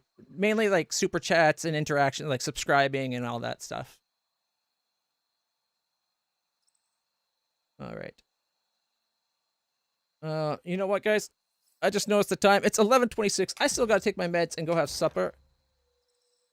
I'm glad we didn't screw up and not have her join, but we'll look at how we can level her up next time because it's time for me to go take my meds, change my patch, get something to eat, and watch some Fringe on the movie night on the Discord. Unless we're going to take a temporary break from Fringe Season 1 and do some Dracula. We'll have to see. But until then, everybody, if you haven't hit the follow button yet, please do. We will be playing through more of these games. I'm trying to stream every day now that I'm on medical leave, but hopefully with the new meds get sorted out and my streams won't start so late because I would like to get back to my more usual streaming schedule. But again, if you haven't hit the like, follow, subscribe, share, do all the things you're supposed to do on a stream. If you forgot it, do it now. And we'll get to you guys next time. Until then, let me just make a quick save so that we have our character and not have to do the entire fight again. And we'll call it there for today. Thank you so much, guys, for sticking around, hanging out with me, and I look forward to seeing you next time, where we might play more Tyranny, and if we don't play Tyranny, we're probably going to be playing Witcher 3, because that's the other game we're currently in a playthrough of. Bye for now. Stay happy, stay healthy, stay awesome.